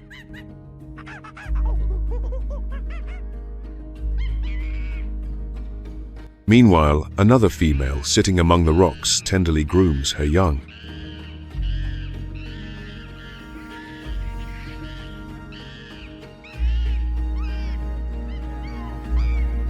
Her hands move with confidence and care, nurturing the future of the troop.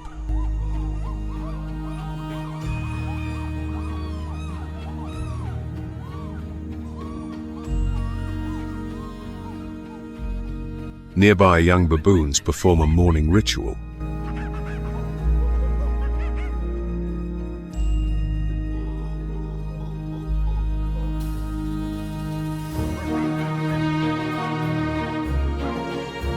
They carefully pick lice from one another.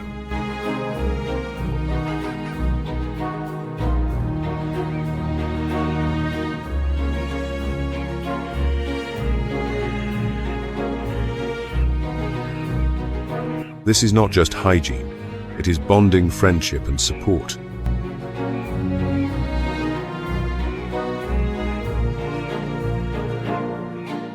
These social bonds are the very threads that ensure survival.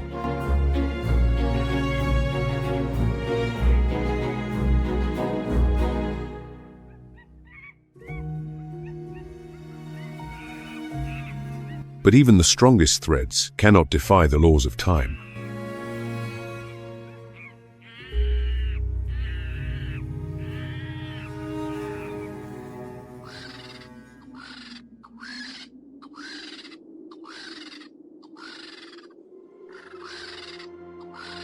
In the savannah bush, an old skeleton stands as a silent reminder of the cycle of life.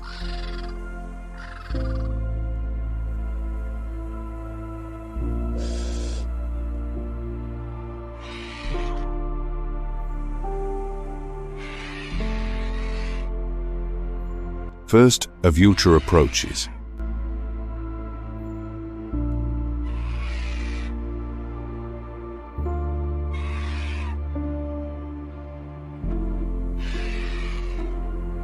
But it is not the only scavenger.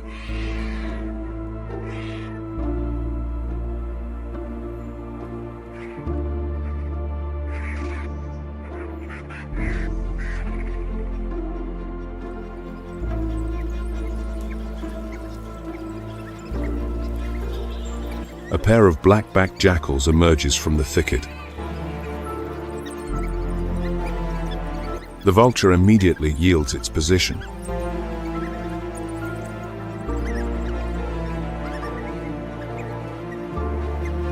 The jackal sniffs carefully, then takes a tentative bite.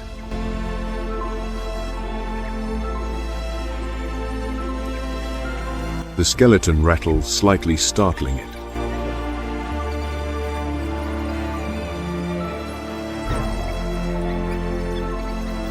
But in truth, there is little left here to eat.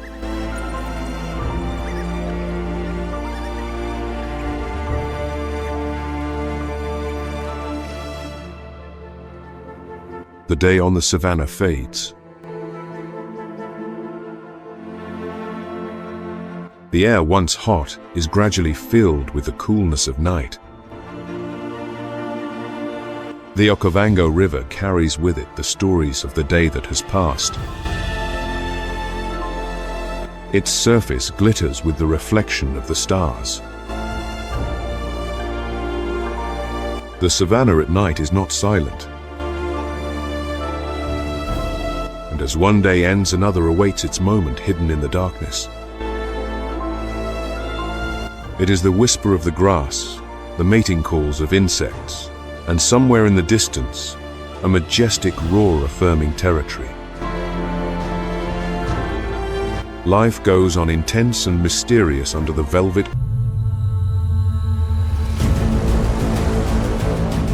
Muscles draw taut like a bowstring, waiting for the lethal release.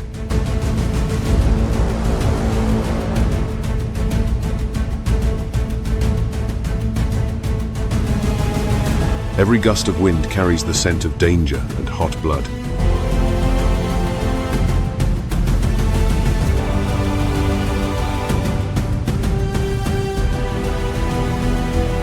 Here, a single misstep can cost everything.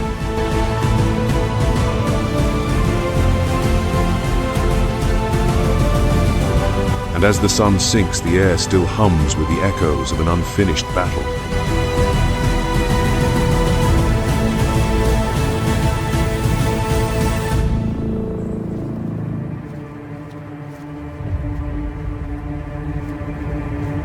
On the sun-scorched savannah, a lone buffalo grazes, utterly oblivious that its destiny is being sealed from a distance.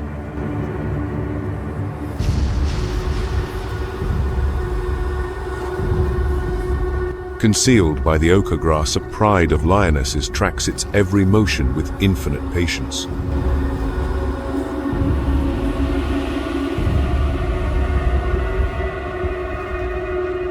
Every gaze is fixed.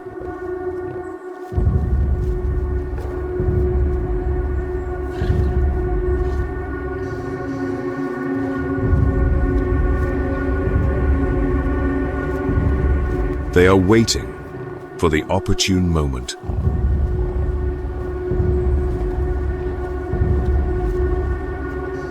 Suddenly, the air itself seems to hold its breath. A silent shuffle of paws. And then the signal is given.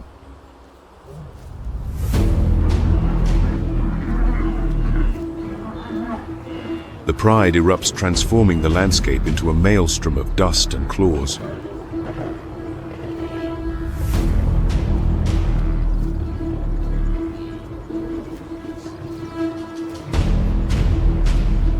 Confronting a Cape buffalo is a task not for the faint-hearted.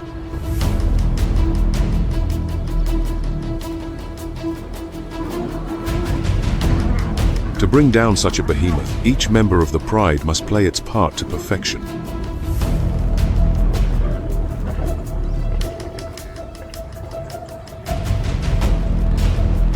One lioness dares to breach the gap first, Naira, the seasoned huntress who never shies from the crucible of the hunt. Yet even she knows this is not a battle to be fought alone.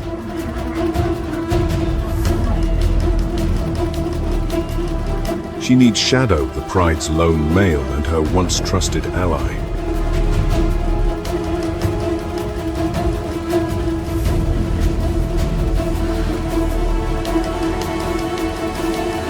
But as the critical moment arrives, Shadow falters. He holds back, leaving Naira to face the dagger-like horns alone.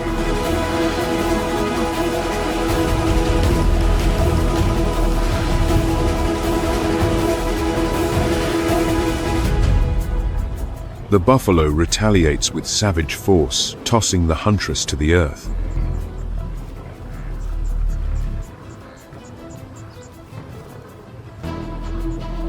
In an instant, the hunter has become the hunted.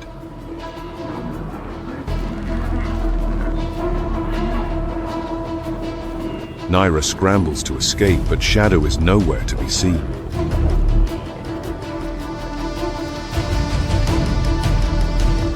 But it is a fleeting victory. Alone, the buffalo cannot hope to withstand the entire pride. As Naira recovers, the lions regroup and tighten their siege.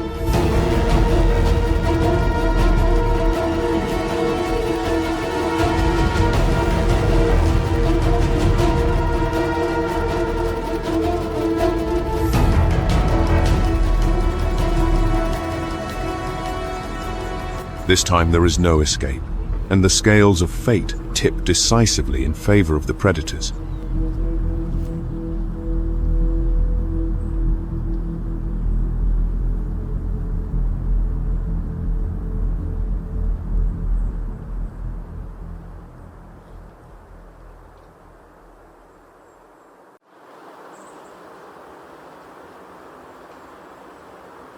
As the sun climbs higher, painting the savannah in hues of orange and gold, a great dark mass begins to move.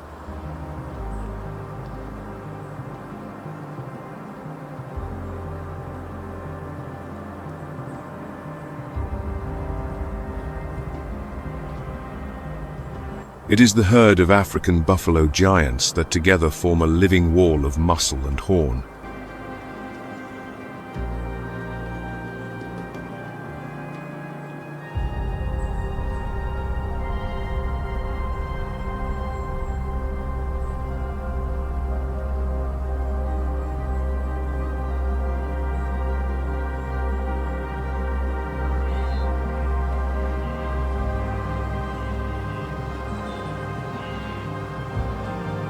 powerful buffaloes can measure nearly 10 feet in length, while the females, though lighter, are no less formidable.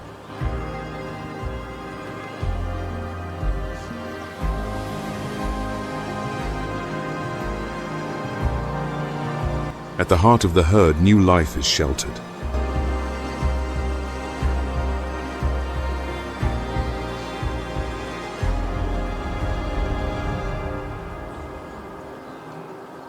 Calves only a few months old walk on unsteady legs encircled by a protective ring of mothers and other females.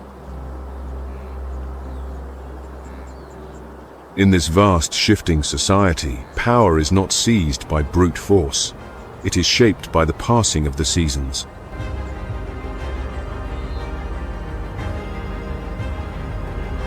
Leadership is a mantle of wisdom worn by the most experienced of the lead females.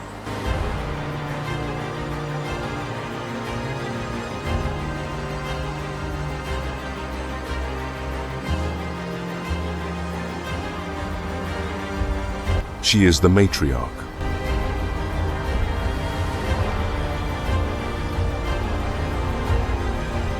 Her horns, worn by a lifetime of trials, are not merely weapons, but a crown of experience.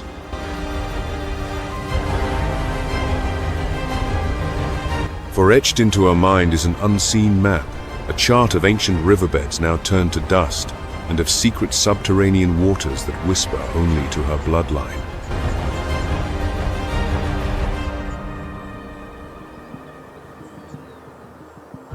Every step she takes is a calculation, a decision weighed against the ghosts of past droughts and the echoes of lost calves.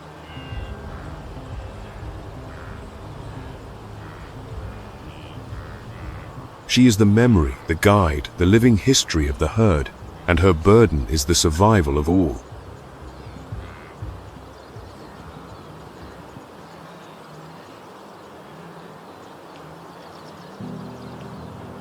On the restless fringes of the herd, the mature buffaloes form a living rampart.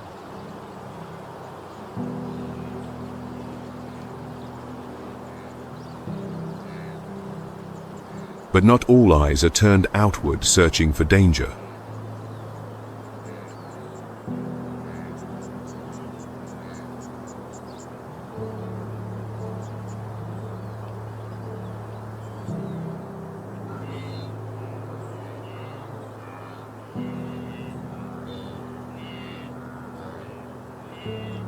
Here, another kind of power is stirring.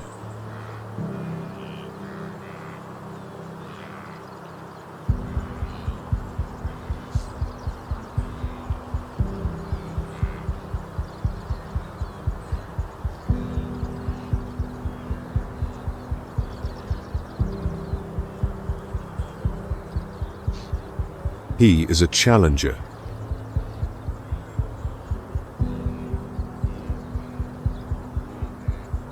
His horns, still dark and razor-sharp, have not yet known the dry crack of a true contest for dominance.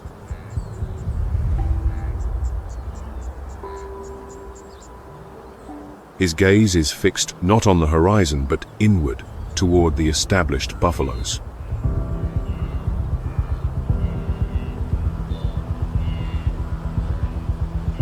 He is ambition personified, a storm of muscle and testosterone waiting for his moment to break.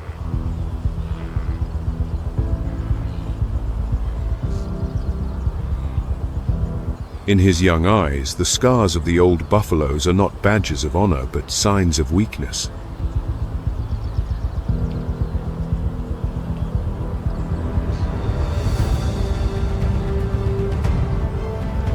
Their temper is unpredictable, and to encounter a lone buffalo is to face an impending storm.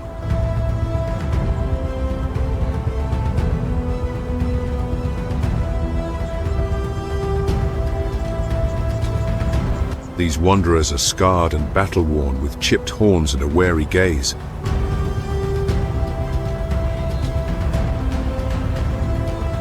Disputes for status among the buffaloes can erupt without warning, turning silence into a confrontation of raw power.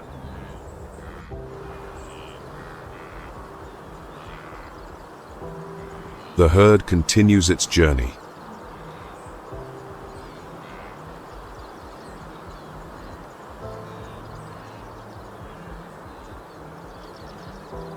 The sound of hooves, of heavy breathing, and the rasp of thick hide against hide creates a symphony of survival.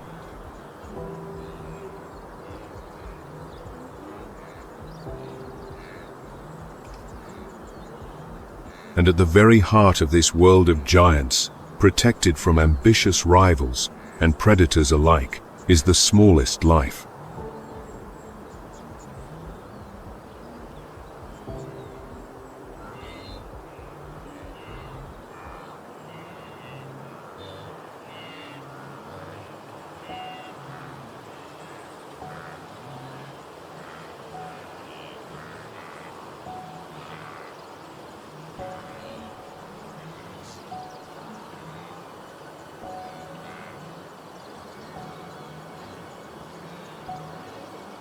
To this newborn, the world is a forest of moving legs.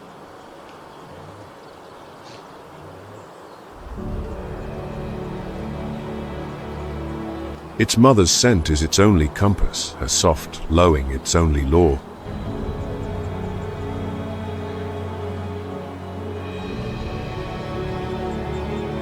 Its life depends not on its own strength, which is non-existent, but on the unbreakable bond with its mother and on the living fortress of the herd.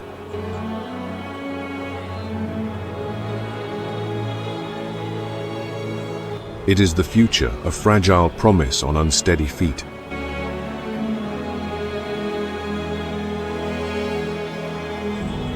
And for it, every dawn is a victory.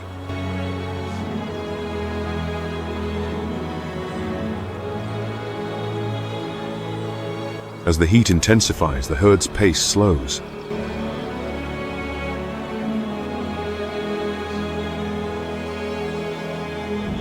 They know a rest under the shade of acacia trees is near, but vigilance is never abandoned.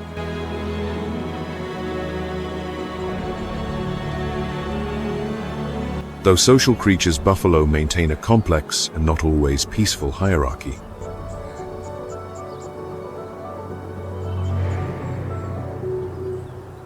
Two giants, each nearly 2,200 pounds of muscle and grievance, stand face to face.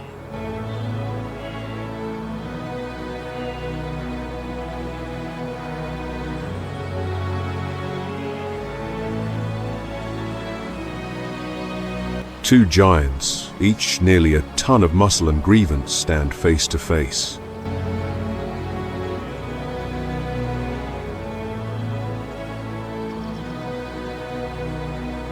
There is no roar, no threat.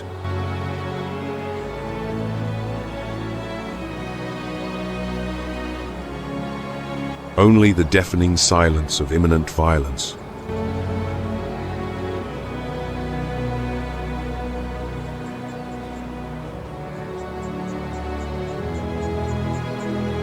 And then the earth itself seems to shatter. The colossal horns meet with a dry crack that echoes across the plain.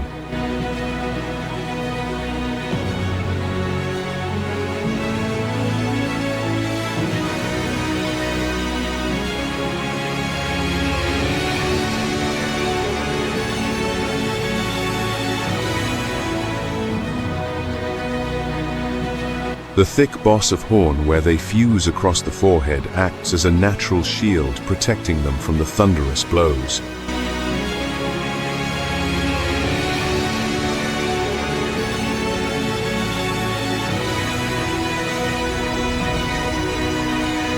These battles are rarely fatal, but the victor reinforces his position, while the loser must quietly retreat.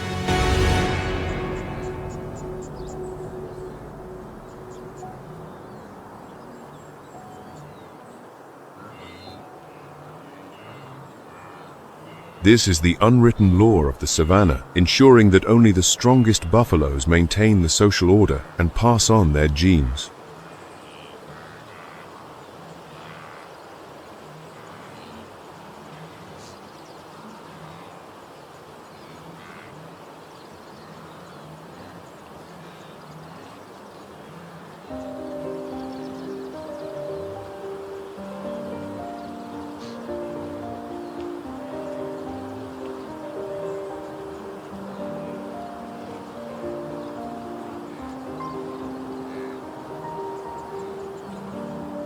Meanwhile, the rest of the herd remains unperturbed.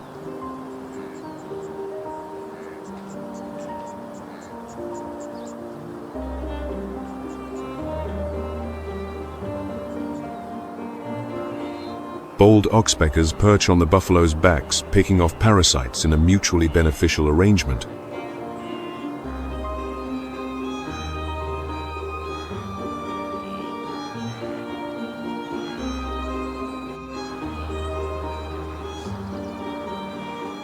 As the sun reaches its zenith, the herd seeks out the sparse shade of the acacia trees to rest.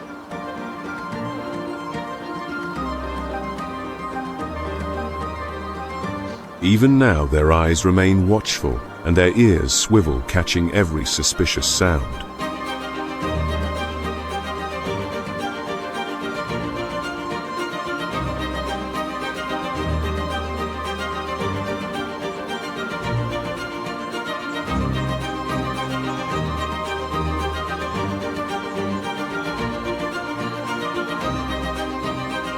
The afternoon wears on, and the heat forces the herd to move again.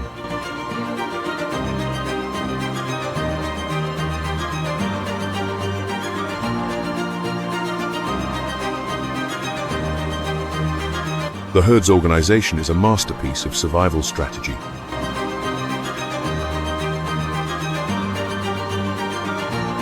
They travel in a long, tight column, with the young protected in the middle and the buffaloes forming a living barrier on either side.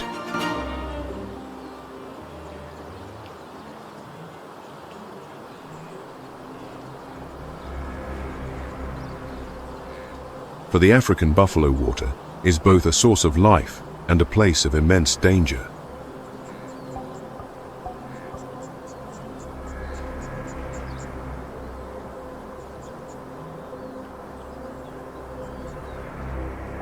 Many rivers are the domain of Nile crocodiles.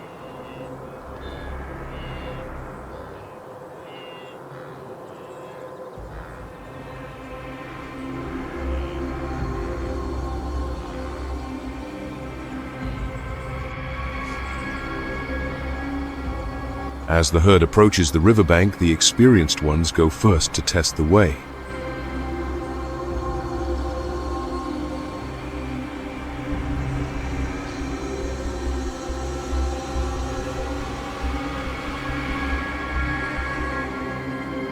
They scent the air, watching the water's surface for any suspicious ripple. But caution is not always enough.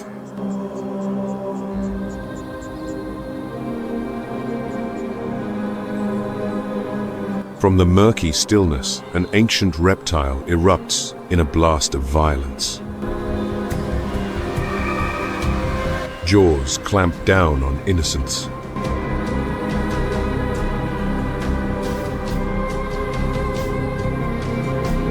But the herd's reaction is not to flee. It is fury.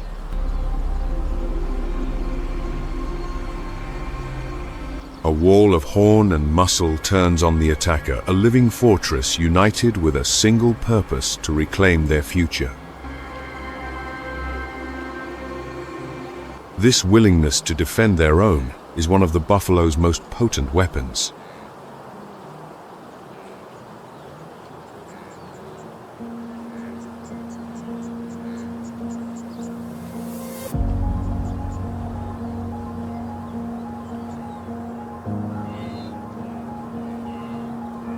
Unlike many other species, they rarely abandon a member of the herd.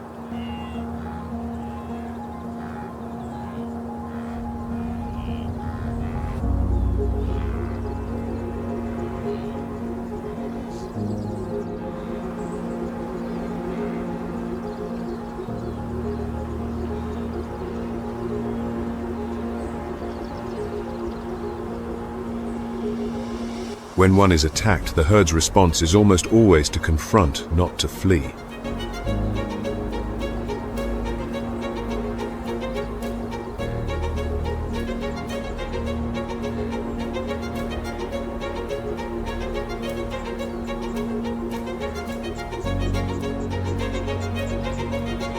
It is this trait that makes even lions think twice before attacking.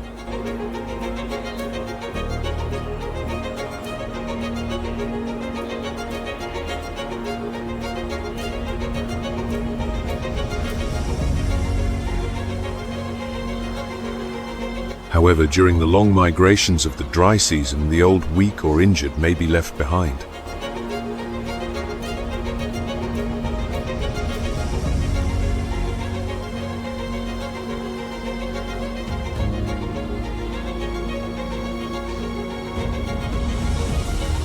The survival needs of the herd must sometimes override any single bond.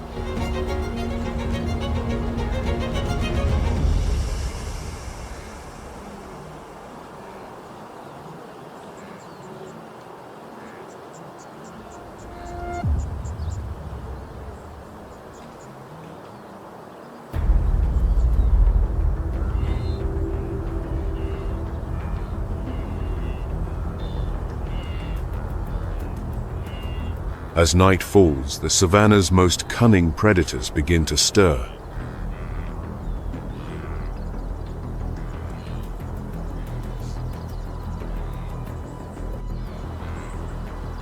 Lions, masters of the ambush, know that to bring down a buffalo requires strategy, not just strength.